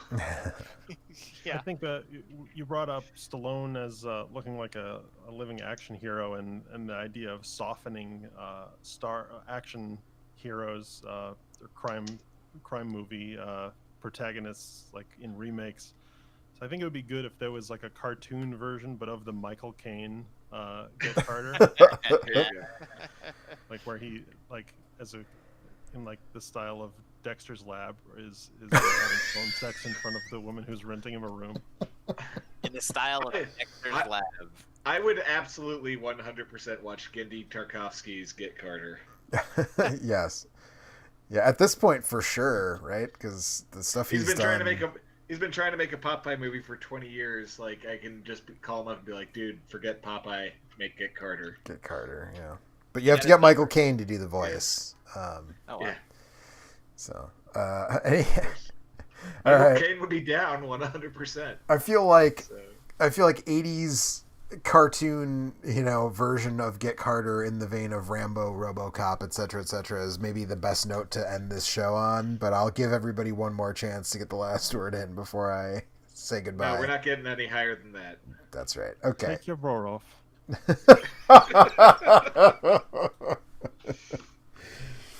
Yeah. All right. Well, this was the Action Cast. We'll be back next month, which we could have done this as a Christmas episode, I guess, because the remake technically takes place at Christmas. The thought crossed my mind. The 71 version does not, near as I can tell, but there's nothing that indicates it does, so it doesn't, I guess, is what I'll say. They have no Christmas in Newcastle. They have no, that's right. That's where Santa gets all the coal to put in the bad kids' stockings, is from Newcastle. Look, if we still did clever episodes for these shows, then there is no Christmas in Newcastle. Would it definitely would? Yeah, it would absolutely be the title. But we'll be back probably with something festive next month because it'll be December, so we'll figure out something to watch. And thanks for hanging out with us. And still, if anybody can answer why the Tom Cop episode still has like 5 times as many views as the next closest one, I'd love to know. We'd love to know. So have a good night, everybody. Please, Time Cop fans, find the Nickelback fans, come to us and explain it. Yes. Don't forget to like, comment, and subscribe about why the Time Cop episode has more clicks than anything else. That joke would have worked better if I hadn't fumbled over it twice. Anyway, we'll be back next month with something else. Have a good night, everybody. Will we? Yes.